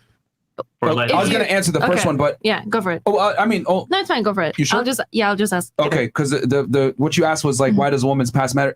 It comes from a biological standpoint. Like men are interested in making sure that the kid is theirs. So men have a deep rooted, biological urge to know that their girl isn't promiscuous because they need to be able to ensure paternity. Now, before all you guys say, well, what about there's birth control and there's paternity tests, whatever. Yes, I get that. These are modern conveniences. However, men are still biologically hardwired to want a woman that has a low body count, preferably no body count, because there's a reason why virgins have been valued since the beginning of time, because you knew the kid was yours, right? Okay. Just like, even though we live in modern day times now, women still want a guy that's over 6 feet tall. Okay, let's say that you meet someone that hasn't had sex for a whole year, but Yeah. like the year before that they had sex with like 50 people. Yeah. You know that there's not going to be a kid that came out of that, course. right? But so what is the problem with someone that might have not even dated like romantically and just like hooked up with like 50 people? So like, what is your problem with that in that case? Because men, here's the thing. I'll keep it very simple. I boil it down to one sentence. Women are interested in a man's future. Men are interested in a woman's past. We're very different. We look at opposite things when we deal with the opposite gender. It is what it is. I don't make the rules. I just report So what them. is the problem in that case if there was only sexual interactions that was non-romantic with a woman with other men? Can I touch on that? Can I Because touch on that? men don't want women that have had a lot of partners. We're just hardwired to not look for that. Just like you're hardwired to want a man who's stronger and taller than you for protection reasons to enable your security. I think Men I'm are- stronger than them. Absolutely not. Here's the thing. You gotta remember that That's based right. on your answers, you're an exception to the rule for most women. Like you've given different answers, and you might be different. You're an exception to the rule. But what I'm arguing is that women look for certain traits in men. They look for security features. Men look for replication features. And when it comes to replication, a big part of that replication is I want to make sure that I breed with someone that hasn't breeded with a bunch of men, so that I can ensure the children are mine. What It's a would you hardwired say- trait. Hold on, real quick, because the coach has been winning for a while. Oh, they had something? Ladies on the Chris, couch. come on, man. Yes, I got a quote fresh. No, he told me. Ladies on the couch. How do you feel about this? Okay, so Can your man cheat? Would you be happy? Yes or no? no, I mean, obviously, no. I'm gonna say no, but I mean, I don't know, guys. I have a lot of emotion on it. I don't know. For me personally, if you're gonna cheat, it's a way of like running away from something that's inside. Like you're running from something personally. If you're like, if it's not like you said, like in the cards, like y'all's relationship is a different story. Like y'all do y'all's thing. You have like what you respect out of each other. It is what it is. But if I'm going to look for somebody else to make myself feel better, I feel like it's just a scream out of like, I'm running from something. I need something filled. I can't get it from the person I'm with. I can't get it for myself. Therefore, I'm going to keep searching until I find what brings me happiness because I can't bring it to myself yet. You haven't healed. Therefore, you're finding somebody to heal you. I disagree. I said it earlier. A man's thirst for sex is insatiable and one woman can't satisfy it. It's not about being healed or any of that. Men always want different girls. That's what it is. And I think so forever. Like, yes, I just one of my ladies. I will keep it 1,000 with y'all. You are never ever going to be enough for your man from a sexual standpoint. Men always want variety. Now, are there some women out there that want variety too? For sure. But when if we're gonna line up 100 men, 99 of them are going to want variety. If we line up 100 women, probably 10 of them are going to want variety. That's the difference. Men want sexual variety. So in your idea, would you say, how do you feel about the whole, like, one woman can change a man? Is that like 100% a no-go for you? 100% cap. You got. Really? Okay, you got to remember, just because a man has sex with another girl, it's not a big deal. It really isn't. Like, it's just sex for men. For you guys, it's a big deal, which is why it's so difficult for women to understand it. My brother always said that. He would be like, all right, so guys cheat because they need to have sex. Whereas it's fucked up when women cheat because at that point they're emotionally involved. Like my brother always said that. He watches the show. Going back to the couch, did you have something? Sorry, go ahead. And then I think some of the ladies need some water, ladies. So in the back. So go ahead. No, I think you have anything to say? So I feel like I've had a lot of points that I've kind of same. lost throughout it. But you said earlier, like I think you said the man should always you said the woman should like the man more. What did you say? Yeah, basically I said the woman needs to like the guy more than he likes her. Yeah. So in my experience, it's been like the complete opposite. 100%. And I think like that caters to your audience, what you're saying. But I think a man will actually change for a woman if he likes her more. I agree. Really? Right. Oh, absolutely. So question for you. You said that you think it works when the guy likes the girl more? Yes. You think it works? Okay, so in all your relationships, did the guy like you more than you liked him? In some of them, yeah. Okay, what happened with those guys? She left. I broke up with him. Exactly. and that's what I'm trying to establish. Like, ladies, I don't want to be an asshole or anything like that, but women are very poor assessors of what actually arouses them. See, the thing is that women say, you guys don't really know what you're aroused by. And if you guys want to call me an asshole, it's been scientifically proven that women don't know what they're aroused by. Okay. They did a study where they actually attached electrodes, okay, to a woman's genitals, and they also gave her a clicker. And they did the same thing for men. And what they found was, and the objective of the thing was, they showed both genders erotic images, okay, the men and the women. And what they had to do was they had to click on the button if they found what they saw erotic. Okay, so with the men, it was very simple. You show them pictures of ladies, etc., girls kissing. They click the button, and the genitals, the electrodes on their genitals showed blood flow. Means they got a boner. It matched up. So basically, what they clicked on was what they were aroused by. With the women, though, it was very interesting. They showed them monkeys banging. They showed them a bunch of different erotic things, and the girls only clicked on the things that were politically correct. However, the genitals were shown to have blood flow there regardless of what was shown to them. So what does that mean? Well, short story, women don't know what they're aroused by. And typically they're only going to admit what they're aroused by when it's politically correct, because women have an incentive to not come off as sluts. So what I'm saying is that, to go back to what you were saying, Ms. Reno, is that you say you think you like it when a guy likes you more, but the reality is you're aroused when you like the guy more, because what it does is it lets you know on very firm terms that guy is of higher value and higher status than yourself. And that is what women want. Women do not want an equal. Regardless of what feminism says, they want a superior. I agree with that. Can I ask you guys a question? Yeah. How much do you think that this is your difference in relationship ideas is because you're both, you experiment a lot, you're both bi, correct? Yeah, but mainly women for me. But how much do you think that depends on, how much do you think that factors into your relationship? Genuine question. Almost none. None? Yeah. For her, it's probably a big deal because she sleeps with guys and girls. So. Okay. Yeah. I'm just like, what? Good information. Okay. Real quick. Well, I mean, it's what they, I mean.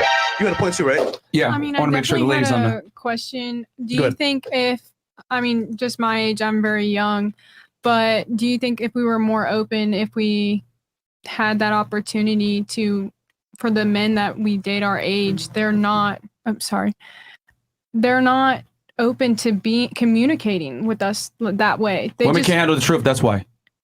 I mean, I think I can. I would love to experience it. I mean, think about it. I just mentioned earlier how men can be open and women can't. And there was a bunch of like, what's going on here? Blah, blah, blah. I disagree with that, blah, blah, blah. Like, guys can't be honest with women about this stuff because if they do, they're labeled misogynist, assholes, jerks. Why wouldn't they try? Like, just are they scared of the reaction because they need to be tested? You Or just the don't truth? know. Like, Here's the problem, right? Let's say, for example, I want to be with you. okay, And let's say, for example, you know what? I'm going to fuck other girls. okay. What are you going to do? I mean, at first I'll probably be like, I'm not sure Nope. how I feel about that. Probably nope. But But see, that's the problem. If I'm a guy, right? Mhm. I'm not getting access to sex like I want to, and I tell you the truth, I'm going to lose you. So as a result, I'm going to lie to you. right. Make sense? But obviously, you don't want to keep me that But- much. No, no, I do. That's the whole point. Then I would want to know what I am to you. Huh? How do you like? I would want to know what I am to you. Where would I fit? Where would I So be what- at the top? Like, Why would the woman, when we talk about security, I asked this question last time. Yeah, go okay. We have a more active panel here. I like this. Okay. Yeah, sure. Why is it that, and this is what I don't believe, and I'll admit my mind is closed because if you answer differently as a woman, I just totally don't believe it. I think it's a big cope. If you are a woman, you're 26, 27, 28, and you know that your guy is stepping out and fucking 19, 20-year-olds, you can't tell me that that woman isn't worried that he's going to run off with one of those women forever. And it might be okay when the relationship is perfect, but as soon as you guys start having fights and your guy doesn't come home that night, no shot that woman's not going fucking crazy. But that's a good thing. They need no, that. hold on. This is the second big cope. This is your cope, okay? Okay, sure. Go This ahead. idea that when you go out and you compete, your woman's version of going crazy is, because this is like the story you're selling, okay? That she's going to see you stepping out as a guy. She's like, man, I need to get fit. I need to suck his dick. I need to play this. I need to do all this shit. I need to go fucking crazy to keep my man. She's going to break your shit and she's going to leave. She's going to slash your tire and she's going to leave. That's going to happen 99% of the time. That's key. Women are inherently emotional. They like being with Men a are guy. emotional too. What are you talking Not about? the same way. Women Not like the same way, but men kill each other. Like 98% of homicides in the United States are men. You can't say men aren't emotional. Women Anger are, is an emotion. women are attracted to the person that can manipulate their emotions and keep them in control, and that can make them emotional. Men are not attracted based on what makes them emotional. We're attracted visually. Men totally. How many times you guys talk about men getting friend zoned forever by some chick that's fucked their mind up? Men absolutely can get wired this thing. No, it's not. As soon as they get the pussy, they leave the Friend friendship. zone has nothing to do with getting pussy if you're a guy. Friend zone is you're super in love with a girl and she's fucking playing with your fucking But mind. ultimately, that girl who's freaking out because you're stepping out and fucking younger girls, she will not leave you. That's the misconception. Girls don't leave immediately when you cheat. Okay, hold on. I just have to get a temperature. Do you think this applies to most women, or just like them, the women in like our world of like top 1%? Most women, I totally don't agree. I mean, we established on this panel that you guys are different than. No, I acknowledge that, but I also come from the real world too. And in that world, where I lived in Nebraska, you talk to normal people. Nebraska. No shot. Yeah, normal people, not in fucking Miami, right? Yeah. Nebraska. I lived in LA before this. I've been all over the fucking country. shit. So you're gonna tell me there are these cities full of women that are like, oh yeah, like my guy is out, like fucking 20-year-olds, and I found that out. And when I found that out, when he cheated on me, it made me want to be You're a better trying to woman. equate it to like no cold-faced shot. women in Miami. It's just how women No, are. I'm just It's saying in general, not. most relationships, the guy cheating is not going to empower the woman to be a better woman. It's not empowering. It's not I empowering. think he brings up a good point too. Listen, if I tell a girl, I'm like, hey, listen, you the one. If I tell her you the one, and I'm out here doing my thing, but when I come home, I still have sexual attraction for her, and that beats everything. That beats money. That beats protecting. All that is still covered. But when I come home and I'm still like, hey, like I'm giving you that time, I'm not gonna Netflix and chill with another girl. I'm not gonna sit here and pick up your ice cream for like it's only for you. It's only for you. It's not Wait. other girls. And I'm bringing that. She's the only one that gets all that. I have to make sure the only way it works is if I let her know, hey, you're the only one getting this. The other girls might get some dick on the side, but you're the only one getting the full package. And I'll make sure I give her the best dick. I like that. But that's about it. Like she's gonna be like, needs to know damn, I hate this dude, but he's a dog. Why wouldn't she pick someone that doesn't do that? Can I ask the woman? Why wouldn't she pick someone that doesn't do that? Like if it was the same you, but that didn't do it. How many men can do that? Okay, guess on the top 1% of 1%. How many men know how to make women come? Well, the argument is that that's even wait, I don't even know if you guys believe in making women come. Is that a thing you guys care about? Hell yeah, bro. I thought somebody. Hold on. Wait, I thought somebody. well, Wait, can I? Don't even eat pussy.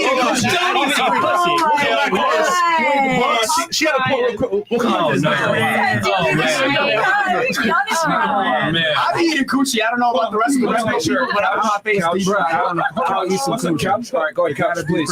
I think he brings up like a really good point about it being like we're in Miami where it's like an abundance of people, but most places aren't as big as Miami. So like you don't tolerate this bullshit because it gets around so much quicker. You know, we're in a different world out here. That's how we feel over here. Like the three of us, we went to a small town high school. We had 300 people graduate. Okay. If I can, it's just totally different. Like I myself wouldn't be okay with it, but I think like what the men are trying to say here is that psychologically women cheat emotionally and it's all personal. When you sleep with someone, you look at them and you go, okay, what do I like about what I'm seeing? What do they provide for me? Women like that fact of most women, if you tell them that they want a man to choke them when they're having sex, why is that? Because they like dominance. Like, you get what I'm saying? Sure. So like, the issue, but that's where how many women here are pursuing a career in the help field? So nursing, social worker. Wait, nurse? Anything like that. I have a nonprofit. I'm doing psychology. I mean, psychology. I guess we can keep this organized. We can raise a hand. So your question was who's pursuing a help or some type of nursing career? Yeah, working in nursing, social work, like the Okay. fields, yeah. Is raise your hands if anybody's pursuing that? Anybody's pursuing I that? have No? an Couch? organization. Okay, so we have two girls. Go ahead. Okay, how many of you regularly do charity? I have a nonprofit. Okay, and both of you are just okay with this? Because this is one thing that I run into a lot with the Fresh and Fit podcast that I've wondered about is you guys would say, Sneako would say, for example, most women feel this way. And I'm like, as somebody who like does like data for a living, I'm like, I'm pretty sure this is selection bias because the most common fields that women pursue is nursing, some form of help field. Yeah. Also, almost all charity is done by women as well. So if you're getting women in here that are regularly reporting that they're not doing charity, they're not working in these help fields, like these aren't your average women. Because I know, like if you come back to like Canada, for example, a lot of women, I think they might cope and say that they'd be okay with that. But if you really dig and you go, why would you be okay with that? It typically comes down to this like insecurity and like abandonment fear. And they're kind of like, I'm willing to accept a lesser love. But most of them would be honest and be like, but yeah, I'd prefer that this doesn't happen. So you're saying there's a bias based on the people, the women that come on this podcast? You're saying that I have... All right, Mo, pull up the ratio breakdowns real quick. Yeah, I was prepared for this one. The show for... So at this point, we've interviewed... I've been on the show many Mo, times. Go ahead, give the numbers real quick on the show. 1,544. How many of them are... what percentage of girls come from different states and different parts outside of Florida? 75%, something like that? Yes, just about under 75%. Okay, and we brought girls in from different walks of life, from people that PhDs to porn stars to strippers, etc. We brought women from all different types of walks of life. Actually, one of the most popular careers actually is nurse, to be honest with you. Yeah. From the women that we brought on, and most girls are interested in things that are involved social things. So so is your claim like basically like the women that we bring on aren't like a good representative of like average women or normal women? I have two hypotheses. Either Okay, go that's ahead. going on, or the second hypothesis is there's a lot of coping going on. Basically, I don't know if I actually believe women when they say, "Of course I'd be okay," unless essentially they're women who are actively. Most of the girls that come on the show say they're not okay with it. Okay, so this is a very unique. No, I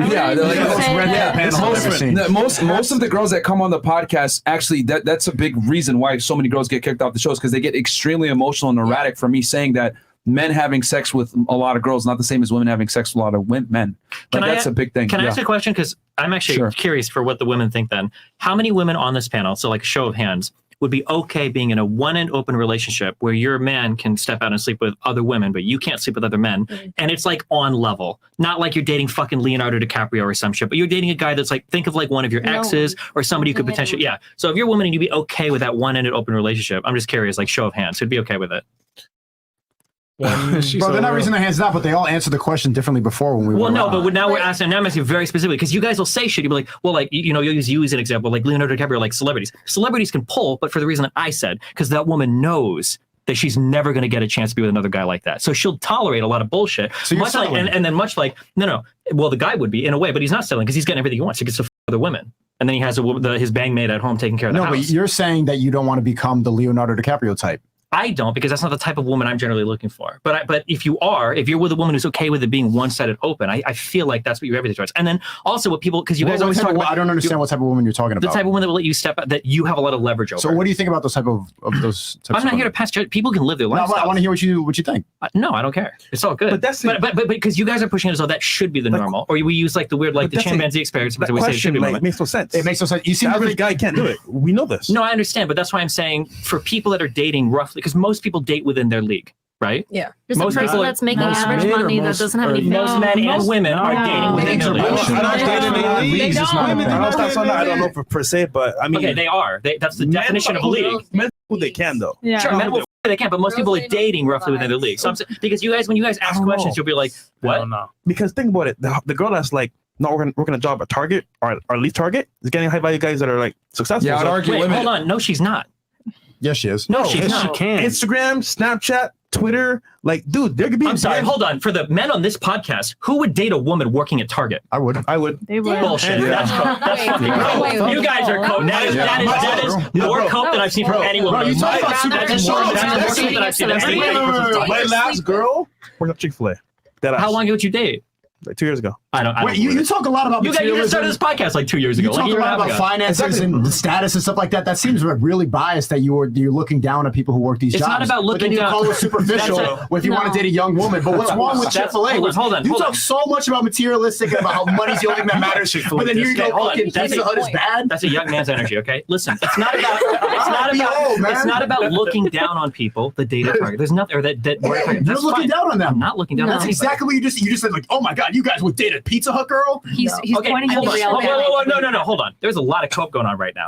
If you guys brought in a successful man and he walked in and his woman was wearing a McDonald's outfit, all of you would be wondering what the f is going on. No matter how hot that woman is, all of you guys would be looking at the guy like, I don't know what's going on here. Not really. The reality. Successful. I mean, that's the same question. If your girl had nothing going for herself, for the most part, would you date her? What did they say? Yes, they don't care. That's called a cope. That's a cope. No, you don't think men cope like women do? That's absolutely right. I mean, the reality is that here's the reality. Here's the real red pill, I guess. If you guys haven't had it yet, okay? People are dating. People are dating within their league. Celebrities date celebrities. You have a female idea of relationships. We don't think about leagues. You absolutely do. No, I don't. I want to be with a woman that's nice. That's cool. You want to pick up women on this podcast because you're around the women on this podcast. That's what's happening. I pick up women everywhere. Sure, but I'm saying generally it's going to be people in your league. That's generally people you're dating. That's generally people you get married. That's why celebrities date celebrities. YouTubers date putting us YouTubers. in his league just because we're on this podcast? No, yeah, well, you're in the same area. You guys are like doing the same type You're of shit. making me sound like a feminist now. That's reality. There's people generally. I'll say this. We've brought many successful multimillionaires on. Whether they're in the music industry, actors, comedians, whatever it may be. And I will say, resounding, almost all of them. I think you're the only millionaire that came on that cared about a woman's income. Every other guy said, no, I don't care whatsoever. And what I've come to realize is that as men make more money, they're more and more tolerant of a woman not making money. Facts. But the less money they make, typically, the more they want the girl to contribute and chip in. Yes. So not money. So I'm not talking about. Yeah, I'm not talking about money. He's looking for a woman making a lot of money. What I'm saying is that he probably wants a woman that's got her shit together and like doing stuff. You're talking about general population. Yeah, like I would be, or maybe it is. And if it is, that's a lot sadder for the men than anything else. If you're a multimillionaire guy and you're dating a woman because she's hot on Instagram, that says more about your life than anything else. But that's what I'm trying to say is that these successful guys. If you're a multimillionaire and you got a woman who doesn't make a lot of money, she's probably like running a nonprofit, doing shit for your business. She's out like communicating. She's doing shit. Yeah. She's not just like a random person that works at Chick-fil-A or whatever. You just said that was in his league for? That's what I'm confused about. When I say in league, I mean like you're roughly in the same areas working on the same shit. So everybody, well, at least for you guys. I wouldn't say so. Like we all came on this show because we all wanted to express our personal opinions. And I think that every woman on this panel can agree that just because we don't personally want a man like that, we can agree that women and men are different in every aspect. So I do not want a man that steps out on me, right? Because that's me personally. But I do have the ability to think logically that men think with their dick and women think with their head. Do you want a man who's similarly attractive to you? Huh? Do you want a man like you're gorgeous, right? Do you want a guy who's similarly attractive to you? Like around the range, absolutely. like within 3 points probably. Yeah, absolutely. Sure. But I also do you want a guy who's probably got some similar values? Like what are some values? Family? You're literally proving my point here. No, now. I'm proving Steven's point. My point is that women like we can have our own opinions, but you have to think like universally. Like I understand where they're coming from. Now, would I put up with what they're saying? No. Well, most of them said they wouldn't do the one-sided relationship. There was a couple. There was like a multi-pronged thing here because there were so many different threads of conversation. So the first thing was men caring about women's income. We found resoundingly, we brought billionaires on, multimillionaires. They don't care. Yeah. The second thing is you mentioned. On the first thing, to be clear, these guys need to like the stream. Yeah, like the goddamn video. There's 21,000 of you guys in here. Stream, okay? I wasn't talking about money for the first time, but go ahead. What was the other thing that we were discussing? I just slipped my mind. I remember you agreed with all of it. Come on the show. You're like, damn, that was a good point. Of girls. Come on the show. Oh yeah, we talked about the demographic of girls. They're from all different, pretty much almost all 50 states. And then, so it is a pretty good representation of girls. We bring girls on, and I know that's like a tip. You only bring Miami girls on. That's a common critique. We actually do bring girls on from all different types of walks, which I don't expect you to know that unless you watch the show all the time. But we've been keeping stats.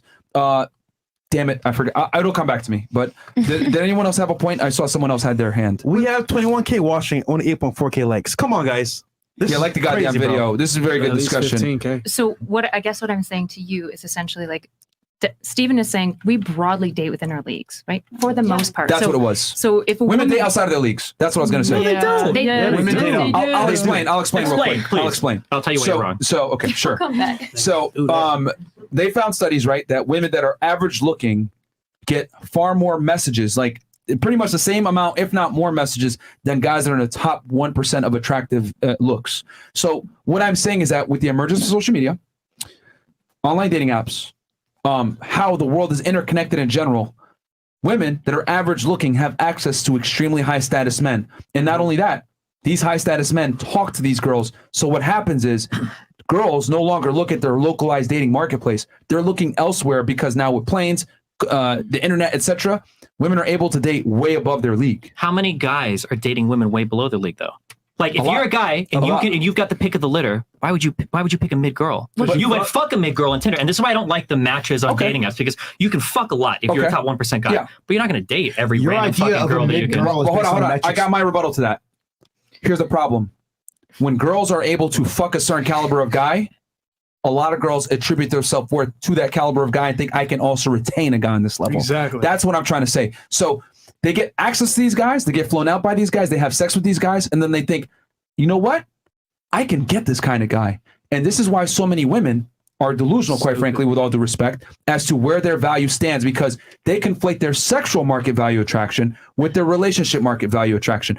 I pulled a guy that was an NBA player. I dated a rapper. I had sex and got flew out by an actor, but they think they can actually retain that guy. And that's what happens, is because it's very difficult for women once they experience a certain type of lifestyle to regress. I agree with everything you're saying, but that's because it's completely at odds with what you just said, though. A woman can fuck way above her league. Absolutely. But she can't date above her league. Because I agree. people generally date within their league. I agree, but she doesn't know that. That's what I'm trying to say. She might not know, but she's not dating outside of her league. That people are roughly dating. Now, there might be more single, miserable women because they have an overinflated sense of ego because too many guys are liking their Instagram pictures. And that's what I'm saying. But they're still not dating outside the league. Generally, we date within our leagues. But here's the thing. Girls will sit there, have sex with a guy 3-4 times and say, I'm dating him, to cope with the fact that the guy only uses them as sex and they think that they're going to get something more. Because what does that guy do? He dangles a fucking carrot. Lifestyle. Oh yeah, you're. I totally like you. You're so cool. I like your vibe. But in reality, he's having sex with 5-10 other girls. Sure, yeah, she kind of knows it, but she's kind of wants to be aloof to it because she's like, I'm with this kind of guy. And here's the thing. This might be controversial, but this is what I mean when I say girls will share a loser willingly over being with a they'll share a winner willingly versus being with a loser all to themselves until she turns 28, 29, 30, and that's when she starts to she starts to look at guys that are a little bit more also nice guys. She starts to give them a chance. But what I'm saying is that with Instagram, Tinder, dating apps, etc., a lot of women have an overinflated sense of self-worth. They've dated a rapper before. I guarantee every single girl at this table probably has met a celebrity, been invited to some kind of celebrity situation, and or maybe been hit on by a guy of way higher status than themselves or dated a millionaire. Ask the guys here. We're not going to get opportunities like that unless we become a somebody. So what I'm saying is that a lot of girls conflate their self-worth to that type of guy and think they can actually attract that guy, which is why so many women are delusional. I brought women on this panel and asked them, what kind of guy do you want? Every single time, 9 out of 10 times, I want a guy that's 6 foot plus, 100 grand a year, attractive in shape, etc. And they think that these guys are walking around all over the place. And it's fine. But they don't realize that guy is less than 1% of the population. But why do they have this skewed perception of reality? It's because they deal with these guys all the time. These guys hit them up all the time. And they have an unreal perception about how rare these guys actually are, is what I've come to realize. A lot of girls quite frankly, are very, very delusional as to what the average man is. When I tell them the average man is actually 5'8" and makes about 40 to 50K per year. What? What are you talking about? That's a fucking lie. Not in my reality. I'm around high status guys all the time. We're also in Miami too, though. Like that's true. Yeah. That is but the case. We've brought women. The scary you brought women that have come to Miami, though. Yeah, but these girls are from all over. Yeah, the place. but the women that are going to Miami. They go to Miami They for go to research. Miami, right? Yeah. What they want. You don't fly people out from different states. Yeah, you're not flying some women out from bar. Iowa. Yeah, you from don't Des Moines. do that. No. But we brought girls from Iowa. That's what I'm trying to tell you guys. Like, I don't think you guys understand. Instagram, dating apps, the internet has changed the game. Yeah, but in Miami, the game is so much different than any of. Even in LA, it's not as crazy as this fucking place. In Pennsylvania, Timbuktu, they're still on Instagram, bro. They can get flown out. It doesn't matter where you are. I think it's the same everywhere. If you're in a major city, like you're gonna be fucking people. That's because you're a girl. You get 20,000. I moved around a lot, so I've lived in a lot of different cities. Yeah, and if you're in a very populated area, like people are hooking up. They're right because you're on the dating apps. If you're living in East Bumblefuck, then you're living in East Bumblefuck. So if you're in a city, Philly, New York, Miami, LA, Vegas, it's all the fucking same. It is literally all the same. I don't know, man. The Miami place has been different than. I've been to Dallas, Vegas, LA. It really is. And here's the other thing too, Destiny. Like, let's be honest. What do young, attractive girls typically want to do? They want to go to the major cities. Yes. And when they go to the major cities, who's going to be there? Higher earning, higher status men. And a lot of girls will get on a date. I'm telling you, man, average girls easily can get a date with a multimillionaire or a successful guy, and they'll think to themselves, this is the type of guy that I can retain. And the reality is they can't. Yo, they can, but they can't. The landscape is, right? Imagine this. Girls that are in school, 22, 24, 25, right? They're hot, attractive, and they don't want to date guys that are on the same age. They want mature guys that are successful, have lifestyle. They get flown all the time, too. I'm just saying women normally date above their league. Go ahead. So here's the question I have to you guys. Do you want to be in a committed relationship with these women? Yes. Us in general, or do you mean the women that you're describing that basically think that because they can sleep with a really like high league man that they're dating or whatever? Are these the women that you typically, or what is the woman that the high value man wants? Well, you wouldn't want to to ask these guys because these guys are like top one. Everyone here is like, No, like what a I'm normal asking guy them, wants. what do you guys like? What do the HVMs want? Like, what do high value men want in a woman as for like a wifey? What do you guys Let me tell you something. Why that high value man would be okay with a girl that works at Target, because she would be that ideal a lot easier than a girl who would like be posting bikini pics. I think somebody said that on IG. He would be like, you know what, Target, this chick is easier to be like, you know what, this is what I want. And that's all I need you to be. Because it's intimidating. I don't know what high value That's male. it. It's not because anything. it's intimidating that there's other people that would try to find them. I think her being feminine, her actually understanding, you know what, my man is a man. I'm going to play my role. Her understanding, you know what, this dynamic here that's going on. If I can listen to my man, he can lead me the right way. I'm cool with that. But most guys want that. You probably want a woman who would invest in you. She's loyal, that adds right? value to your life. Right? She's interested in, Don't for fuck example, up my like, peace. That's it. There you go. You fuck up my peace. right. She's going to want to support you in your endeavors. If you're a high value guy, you're some sort of entrepreneur. Like you're making money somehow, which means you're probably intelligent. You're good at business, right? There's a bunch of things going for you that has made you be in this category. The reality is that like, if all you want is like a woman who's attractive and replaceable, that's not a woman who's going to invest a lot into you. Typically the woman that you guys talk about, low body count, right? Decently intelligent. She's willing to support you, which I'm gonna be honest, whether we like it or not, most women are actually pretty willing to like fall into like pretty traditional gender like roles in relationships. If they work at Target. Well, here's I'll give myself as an example, but I don't think that I'm an enigma, right? I think in a lot of ways I have a very low body count. One, I've only slept with my husband, right? Stop the cap. I know. Sick of Chris. It's true. Well, okay, go ahead. The reason you have to believe is I came from fundy Christian land, right? And so like in my life, sex was the most shameful thing ever. And so this idea, so when I met my husband, he worked at a homeless shelter. He was a high school dropout, but I met him and he had like such incredible quality to him. I knew that he could be something more and I was willing to invest in him. This is similar to like, if you look at Jeff Bezos and his wife, she met him before he was rich. There's a lot of women who are willing to do that. They'll see a guy and they'll be like, he can be something. See, but only if he's willing to put in the work though too. You can't just do everything for them. They gotta like be willing to do that shit. Because I helped some guys and then they were still like just fucking losers. Yeah. And you're like, they rely on you. Yeah. And it's like I agree. But You have can to you find agree a that quality like guy. that mindset, she still wants money? Because the ambition and the future leads to the money. So regardless of the fact, she still wants a guy with money. Sure, in a lot of these relationships, I do think that like a woman looks at a competent guy and does think that he can provide stability and whatnot. And I think that that's fine. I have no problem with women having that preference in a long-term relationship. What I'm saying is, if you're this guy who provides all of these things, the woman that you're looking for, the dating strategy you're outlining isn't going to keep the women who are willing to invest in you, right? Women with pretty low body counts that are typically like doing something for themselves, they might be willing to fall in behind and support your business, but they're maybe going to school. They have some sort of goals. They exercise. They take pretty good care of themselves. They've got a healthy relationship with their family. They have friends. These women generally are not going to be comfortable with the idea of being replaceable. And I think it's going to derail your relationship. But I think that your values are based on like women on this scale, and the things that you're saying that women value, men don't give a shit about. That's the problem. Respectfully, you named a whole list of things that are very ethical from a woman's lens. Like if a girl wanted to fuck a girl, this is where I think men cope. This is where I think men cope all the time. We've already agreed on this panel. Men are killing themselves at a higher rate. They're depressed as fuck. They're addicted, they're homeless, and they're dominantly working really awful labor jobs. Really risky jobs too. But nobody cares though. Nobody cares Nobody about them. cares. I agree. But this is the issue, is that if we have a dating strategy that consistently repeats the idea of I don't give a fuck about him, all I care about is his wallet, that's a terrible relationship. See, but that's not what I'm saying. What I'm saying for women is when they do invest that much time and emotion into a guy, they ultimately hold that as a leverage when they don't get what they want. And then it becomes toxic regardless. Anytime any woman that's ever invested that much in a guy and she sees him do something that she doesn't like, she holds that over him. And now it's toxic. Like you invest that time to him and you don't feel like it's fair. You just don't feel it. It's not even exact. Then you start holding like shit like, I'm not cooking. I'm not putting out. I'm not doing this. And the next thing you know, it goes toxic. So you're thinking you're putting in investing into a guy as if that matters to him. They don't need, if a guy's making this much money, he doesn't give a fuck about your $20, your $50, your $100 if he's providing all the above. You know what he does care about? That when he comes home, that you tell him that you love him. That when he falls asleep, he feels your body again. That's what I mean. I want to be your dream, baby. I need to be your dream. I need you to be stalking me. I need you to be thinking about me. I hope he's not fucking another So you brought girl up some in the good back. points here. You mentioned that, women care about a man's wallet. That's a terrible thing. Okay, so this is a perfect example of operating in should, could, and would. The problem is I operate on what is. The reality is this. Feminism has effectively killed the nuclear family. It's hurt relationships to a significant degree because what's happened is we have a deregulated dating marketplace.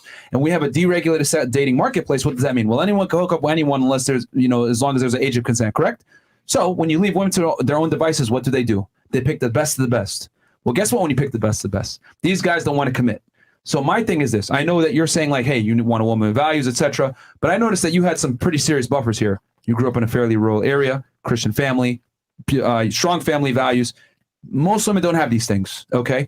And you are a gross exception. You had one body count. Nowadays, if you take an average woman, she's going to have a higher body count than an average guy. You take an average 21-year-old girl, she's running her laps around an average 21-year-old guy when it comes to sexuality and dealing with opposite gender in general. So I get it. It's fucked up that like a lot of guys live miserable lives, etc.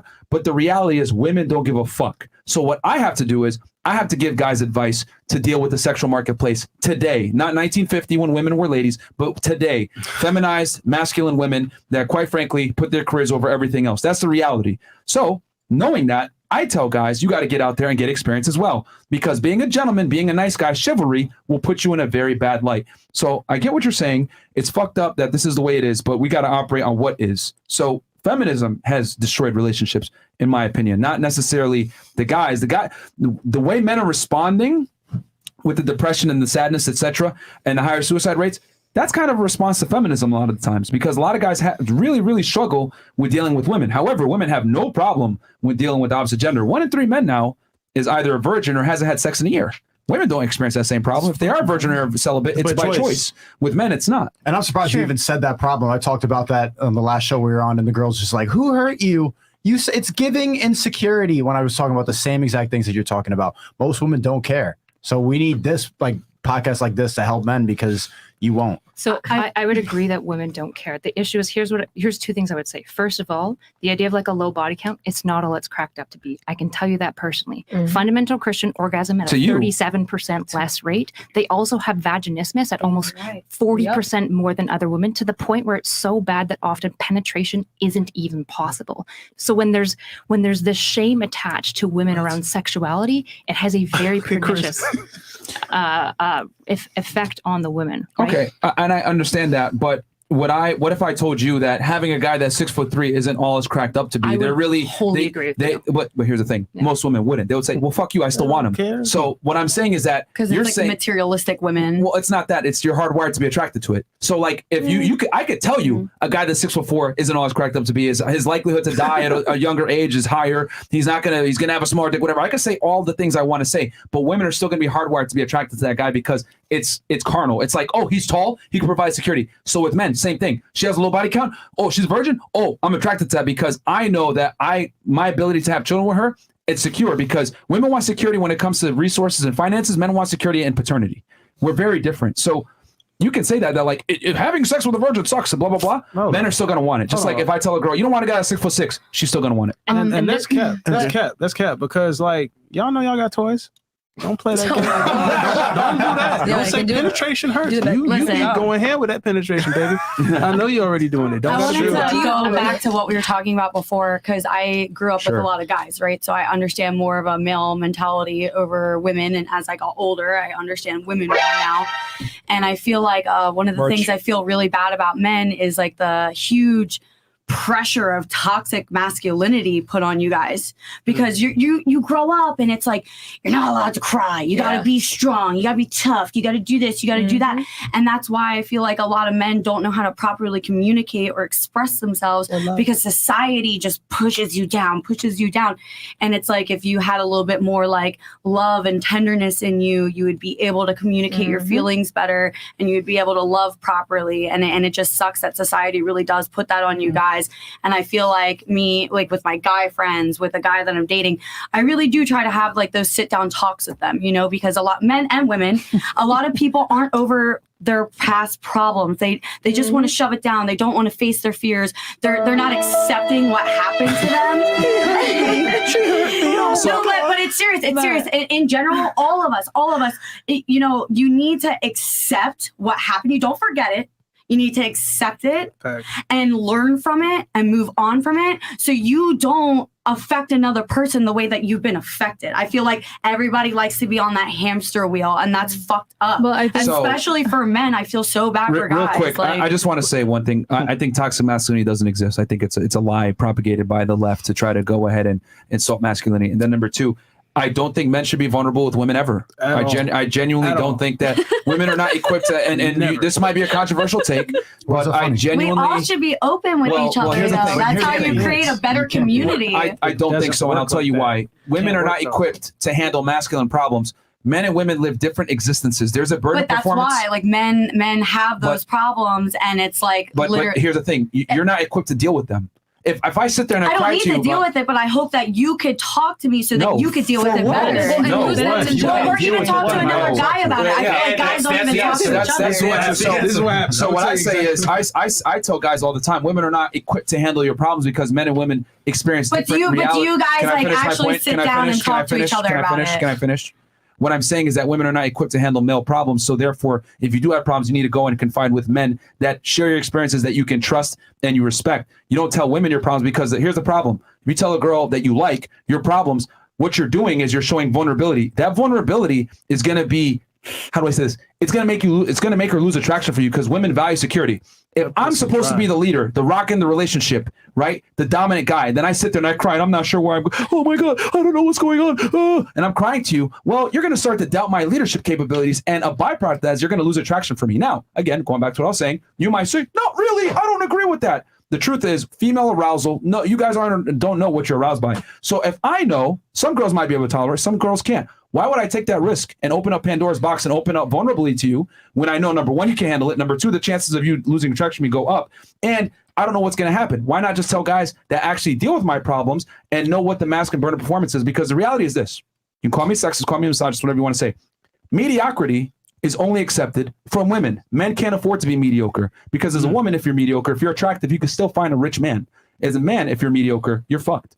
How do most mediocre men have wives? How do you have? Because most men are mediocre, right? They're failing more now. So I think that goes with like how women are nowadays because they don't realize their value. So everyone's just a hoe. So if you're I'm gonna be really blunt. I'm gonna be really blunt. If a girl's a hoe and you go out there and you fuck all these guys thinking, oh, I'm gonna challenge him to be better, it's not gonna happen. He's gonna fuck you. He's gonna fuck her. He's gonna fuck everyone. And you're like, well, he's shitty. He's shitty. Maybe you're shitty. And that's if a girl fucks 80 guys, not one of them wanted to wife you up. Not one said, you know what, this shit was bomb. You gotta stay here. I'm just saying. Like to me, to that extent, if a girl's really, and I'm speaking from my own experience, where if you ain't shit, you're really not gonna get shit. Like if you do level the fuck up as a woman with discipline, emotionally, physically, social media, all that stuff, you can get a guy to be like, you know what? I might need to calm the fuck down. I should probably stop going out because I'm not going to be one like her. If that's what you're looking for. W in the chat. Okay. Real quick, let's do a quick super chat. I'll say a quick super chat, but Destiny, you had something and then you had something before? Man, there's so much to unpack. You had something? Okay, I can read the chats real quick and then Go for it. Okay. I do have a question. Sure, shoot.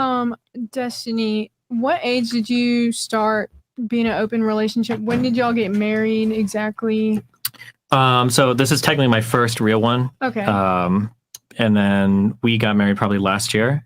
Okay. At the beginning of the year. Yeah, December. How long have y'all known each other? I think about 3 years. Yeah, about 3 or 4 years. Yeah. And have y'all always been open or Yes. From the minute y'all met each other? Mm-hmm. And how did you communicate that? Like immediately?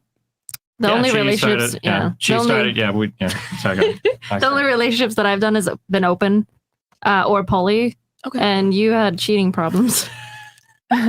So he thought it would be if I was going to do perfect. a relationship, I might as well. Yeah, she brought the idea. I was like, oh shit, that actually sounds really good. Yeah. That's so cute. So communication is like out of this world for you too.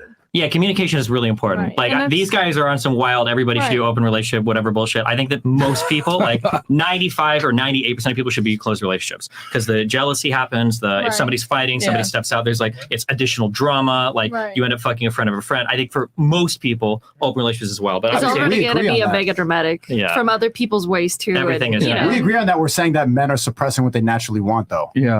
That's most okay, men hold have on, to. Hold on, Jesus. All of you trigger me so much. Suppressing part of your natural urges is what it means to be a good person. You know that, right? Because a lot of you guys talk about natural urges. Yes, that's part of being an adult. It's not just doing what you want all the time or not going after everything you want. That's being a kid. That's being a child. The idea that men want pussy all the time is true. The idea that you can say that, but you can't say that to just women. You got to do this part of a man too. It's part of your job as building a family. Especially when a lot of you guys, I don't know if you do this here, but I see a lot of people in the red pill community run around with this bullshit Christian or Islamic rhetoric or whatever. You're not going to find that shit in there where they're telling you to have like 20 hoes or whatever. Down at home, it's never going to fucking happen. So yeah, I mean, if you want to preach the traditional values and shit, you can have 4 hoes. Maybe in Islam, maybe if there's like a special fucking rule set to do it or whatever. 20. But see, I'm just saying that argument that like this is what they naturally want. That excuse doesn't work anywhere else. No. People want to sleep until 2 o'clock every day. People want to play video games 15 hours a day. People want to drink all the time. People want to do meth, heroin, et cetera, et cetera. That's short term. Oh my God. All of those like natural urges. You're talking about dopamine. You don't think dopamine is in porn and pussy? It's not porn. Porn's the difference, but just being the man that you can have multiple women around long term. There's a difference between being a man that can do things. There's a difference between being a man that can do things and being a man that has to succumb to every single fucking natural urge. Not every single, but that's a main one. That's a natural thing that makes men happy. That's different than watching porn. You cannot equate that to doing heroin. You can't equate a woman to heroin. You can equate porn to new pussy that you fuck one time. Absolutely. No, but you can't. It's the same hit. You feel good for a little bit. You walk on. Good, it's the same. Yeah, just like jerking off is. Eventually novelty pussy.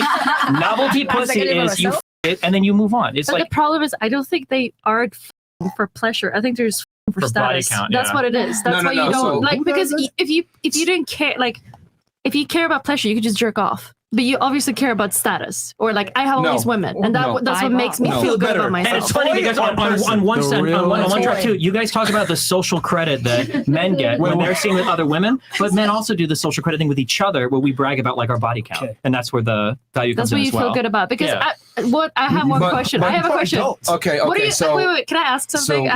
Because I just got to address real quick so Destiny, I think we're talking past each other here. All I'm saying is that So with women, right? Remember, I explained it from the beginning to end, but I'll just say it one more time. Women want security from one guy, typically.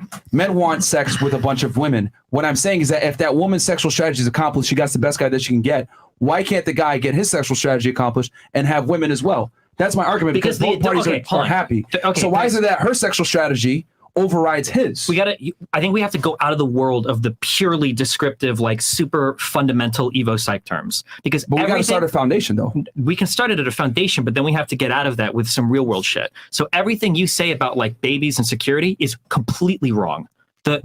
You are losing control of your man's financial well-being. If you guys all agree that men get fucked in child support and divorce, the last thing you want is a guy that's fucking other women.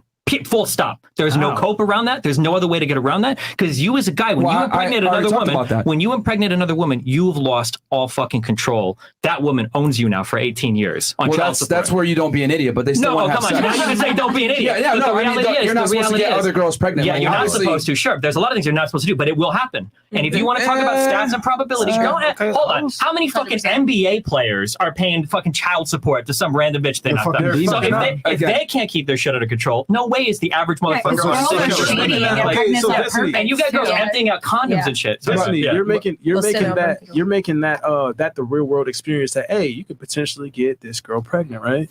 Well, why aren't girls being more careful about their box if they can potentially get pregnant? It's a lot of girls are crazy and try to trap that. I don't want to get pregnant because my line of work. We're missing the whole point here. We're in your world. We're in the world of sexual strategy. The girl wants to get pregnant because now she can get the guy's resources, right? That should be the girl's objective, right?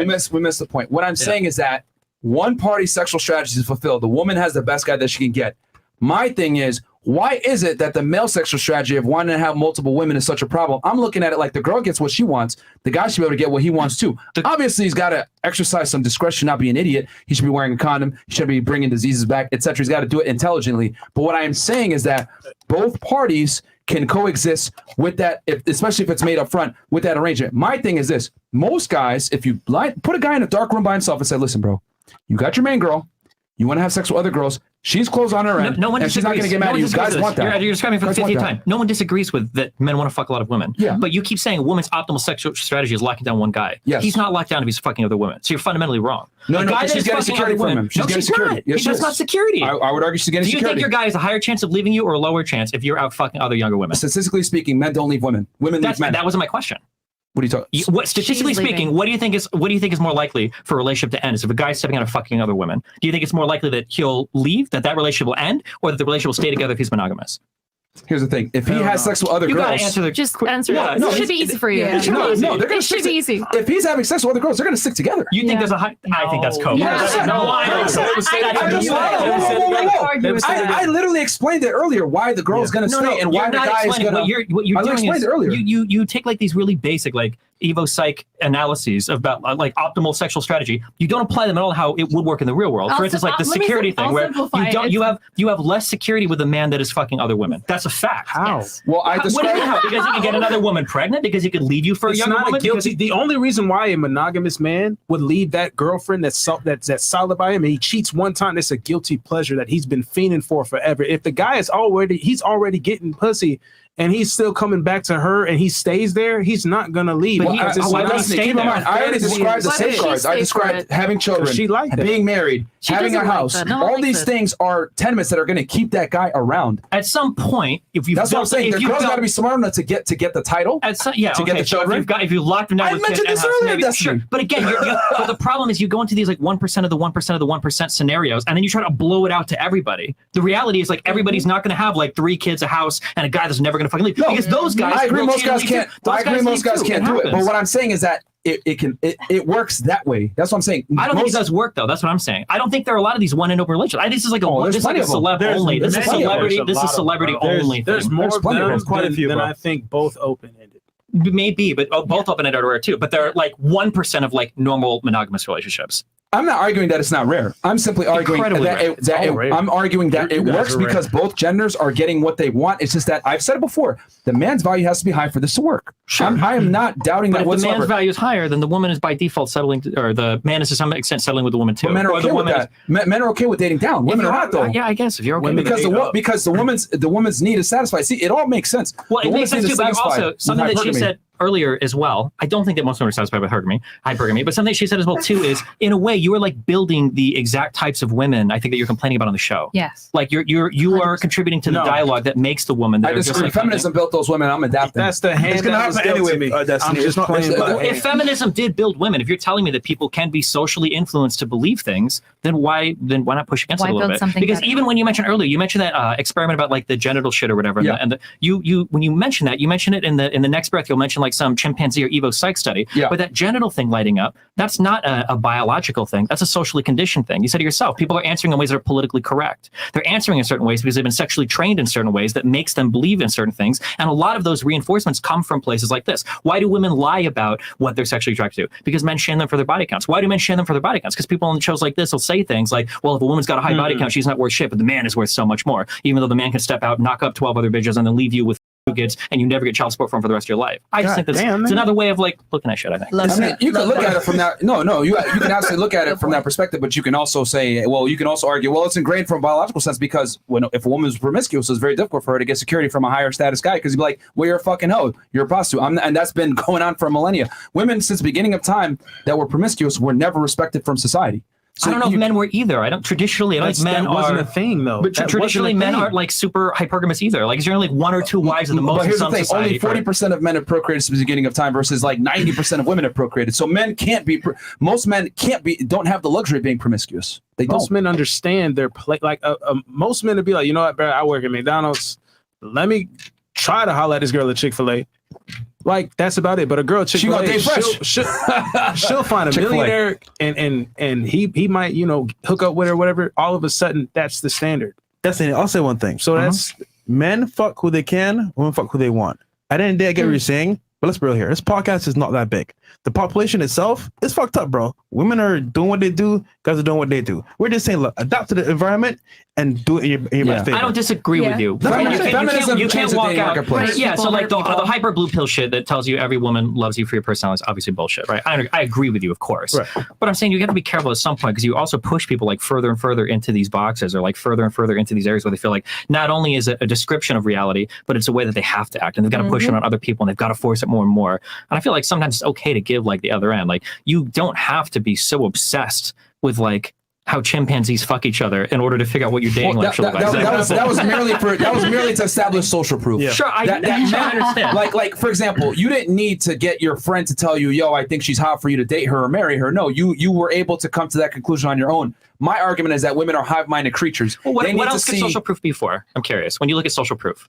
Social proof is typically from the female perspective. They need it to be attracted to men. Men don't need it to be attracted to women. Yeah, but why? Because women are the more vulnerable sex. Sure. Okay. So for them to, when they get pregnant, they take a way bigger risk. So they need to be like, okay, does this girl like him? Does she like him? Okay, this guy not a loser? Okay, cool. Bam. He has parties, etc. He has social proof. All right, I'll fuck him. This is why celebrities get girls. Because they have social proof. The world respects them, so it's easier for that girl to take that guy serious. Men, we don't need that. A girl can work at McDonald's, be a fucking bum, but she's attractive. I'll date her. I'll fuck her. I don't need society to co-sign on this girl. As a matter of fact, a lot of guys will sit there. I want a girl that's low-key. Women don't operate that way. This is why girls love guys that have blue checks, guys that have clout, NBA players, celebrities, whatever. Now, do all girls want it? No. But if a man has status, it makes him way more attractive. Men don't give a fuck about a woman's status. Women do, however. So what I'm saying is that social proof plays a key role in the female attraction trigger. So that's why I use the chimpanzee example where men need social proof to get girls a lot of times, especially attractive ones. What's your idea of leagues? I want to know that because you kind of talk down about like girls who work at Pizza Hut and stuff like that. Stop saying I'm talking down. You're fundamentally misunderstanding. No, you're triggered. I'm not triggered. I'm not triggered. I got really triggered when I said no. I'm not saying when I say people. When I say yeah. People tend to date. So people tend to date like coworkers. People tend to date within like classrooms. So what's your idea of leagues for women? It depends. Like league it's for anybody. It's for where you are. So like celebrities in Hollywood. How are like do you in a classify league. Women as a league that's worthy of what you're for you? Women aren't a league. Women is a sex or a gender. I don't know what you're asking me. So what league is your type of woman? For me, it's probably going to be people that are generally working in my field. So other people that do like YouTube or Twitch or online content or whatever, like that rough world. Or entertainment maybe would be like a step outside that would be close by. Okay, you realize that everybody else classifies leagues as like a scale of 1 to 10. You're saying if you want to talk about just appearance, you can talk about that. No, not just appearance, but leagues is how you classify like a high value person. Just because they do the same thing as you doesn't make it. So for instance, there would be somebody that could be like maybe somebody could be like really, really, really high up in some like anti-malaria nonprofit in Africa. They're like technically like a higher league than me or something. But like I would never want to date that person if I have the opportunity to, because they run in a way different circle. We just wouldn't be very compatible. So it's not a matter of it being better or worse. It's just different like areas that people like date in, or like different leagues that they date in. So why can you not date somebody that doesn't do the same stuff that you do? Well, that's going to vary because you guys sound like you're looking at different things, but like I want a partner that I can talk to about my problems, that I can share things with, that can like help me with my work and like, or at least understand where I'm coming from. And with a normal girl, how the fuck do I begin to explain? There's like 3,000 people online calling me like a homophobic, like transphobic, like a normal girl gonna have no way to even connect with any of these things, right? Or like, hey, like you might get guys that message you sometimes saying they want to like kill your children or like rape your parents or whatever. Like, how do I even begin to talk to like a normal person about that? So typically, I would need somebody that is already part of this world because they understand kind of the insanity. So it's not really leagues, just someone who works in the same field as you. That's like a kind of league, yeah.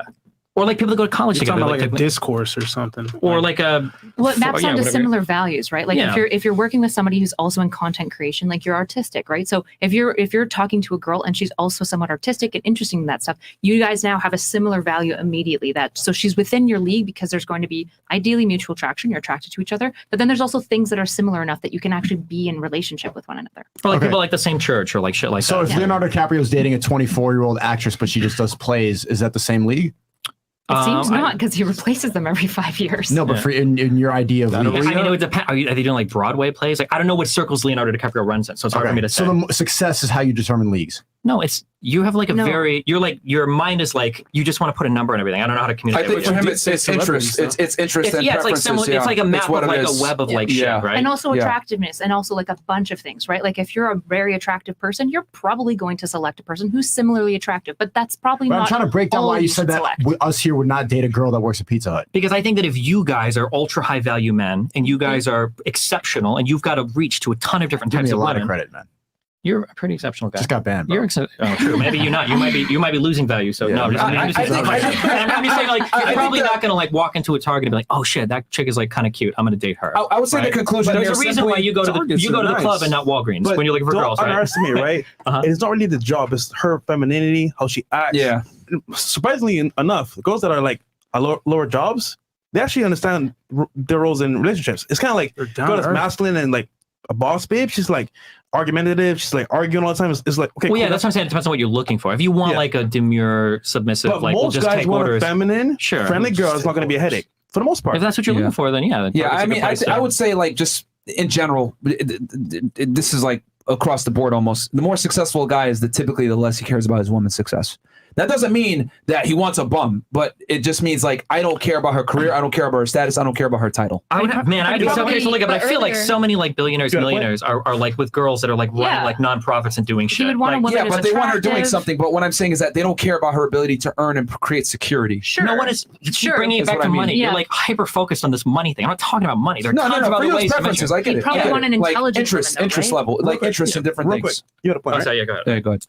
I don't know. I feel like the people that share similar things, they can relate to each other. Like you were saying, I feel like whenever you have things in common, you can talk about your problems. You could talk about, your points of view. And I don't think it comes down to leagues or when I think of league, I kind of think of like a point scale. Like he said, I think of like, she's a 7, she's a 5, she's a 6. Right. That when someone says league, that's what I think of. Like you're measuring not so much superficial things, but just like the overall package in a person. Yeah, maybe league is a bad word. I don't know what you said. You meant to say it was more about interests, hobbies, you said similar, just like that kind of similar lifestyle. I get it. That's what Destiny really meant. When he said league, I think that kind of what threw Sneako off. Sure. But yeah. So basically, you think that we have superficial relationships. Can you explain? Hold on, dude, stop.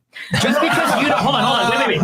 Okay, generally you do. We've had many debates in the city. You say that red pill people we are having bang maids. You said that many times here. From my perspective, if I'm working within your shit, I respect you guys you look for way different types of women than what I would ever look for. But if that makes you happy and that's what you want to go for, but hold on, wait. The reason why I argue against it isn't because of what you guys want. My issue is generally that the message that you're selling is never going to be available for 99% of your audience. That's what I'm typically going for. If you guys like the way that you do things, and obviously it works for you, fuck, none of you guys need advice from me for fucking picking up chicks, obviously. But for most of the people in your audience, this is like a hopeless, like they got a better shot at finding the right shitcoin and becoming a billionaire in fucking crypto. I disagree. Don't listen to this, man. Don't listen to this. You should strive. It's true. You should go to the gym. It's true. Strive to be great. I think this is where the Kevin Samuel shit comes in, where it's like you need to learn to love your man that makes 40, 50K a year and not expect every single one to be a six-figure man, which sounds like is what is sold sometimes here. That's what I feel like. We're just saying, right, as a solution, that's for women. We're talking to men. So if you improve as a guy, you're gonna get better options. Now, at least that message alone will help you.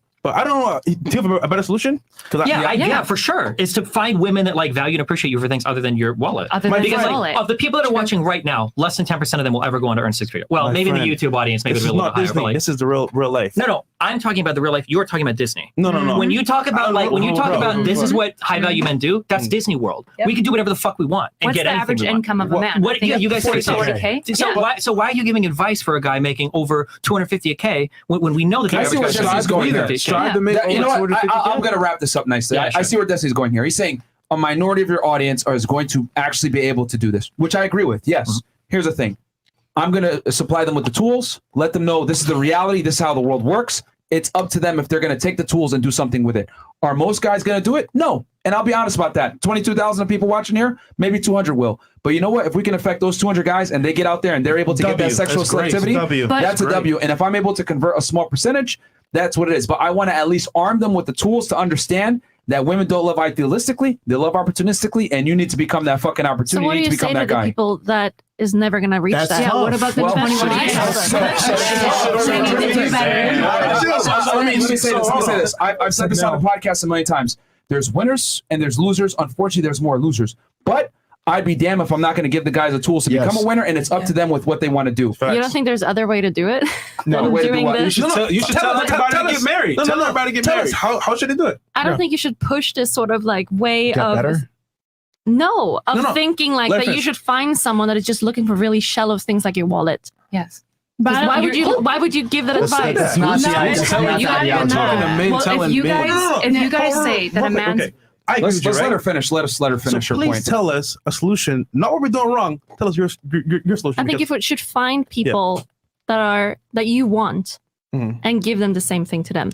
Right, and the problem is that most men cannot not find these that. shallow things. Most men can't find that now because all women I want think the that high there's value men other now. things that we can learn. Like you're super interested in trying to teach skills to men that have struggles with this. I think there's other ways than saying that everything is about money, or like you should become this or make this money, or you should just find the girls that are looking for those sort of things. Like I think there's other ways to do it. If you really care, I think there's other ways. Here's the thing. No, it's not. The thing is, what you're saying, even though it sounds great on paper, doesn't work in application. The reason why is because women are hyper selective.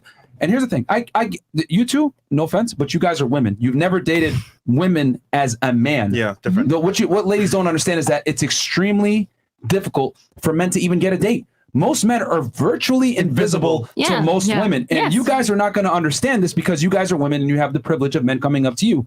But I'm telling you, it is not as easy as you say. Men must become. Now you're just looking at it from a financial standpoint. No, they have to get in shape. They have to understand female nature. Mindset. They have to dress well, they have to smell, have hygiene, etc. It's becoming a complete package. We're just saying money is a component. And the other thing too is that the reason why I say money is so important is because women make their own money. So women typically want a guy at their level, preferably above them. So sometimes you might not even be able to get a date with a girl, even though you're a suitable candidate, just because of your income level. A lot of girls will disqualify a man simply because he makes less than her. So what I'm saying is that to be the best version of yourself is going to get your money up, be in shape, learn game, etc. It's going to make you the most attractive to the widest demographic of women, so you have the most options. I just want guys to have options. The thing is that women don't understand that men must create their value versus women are born with their value. So no offense, with all due respect, That's why you guys are able to speak the way that you do, because you don't understand the perils of what it takes to be attractive as a man. It comes back to that pizza. Women just enjoy the end product. I know what it tastes like. It tastes good, but you don't understand what it takes to make the pizza. But there's like, I don't think it's a good thing to tell a guy that the first thing that he's gonna tell a girl when he starts dating her is that he wants to go fuck other women. I don't think that's gonna work. We didn't say that. That's one thing that you guys are advertising of like, oh, it should be a good thing. It's to get like better that's like how so you that should you be are doing able to it. get that in a relationship. It's to we want men. We want men to be able to have the ability to dictate that not term. say that up front. Are we saying? Here's the thing: with nuclear weapons, right? Mutually assured destruction. Couple of first world countries, or a couple countries actually, have nuclear weapons. We're never going to use them, right?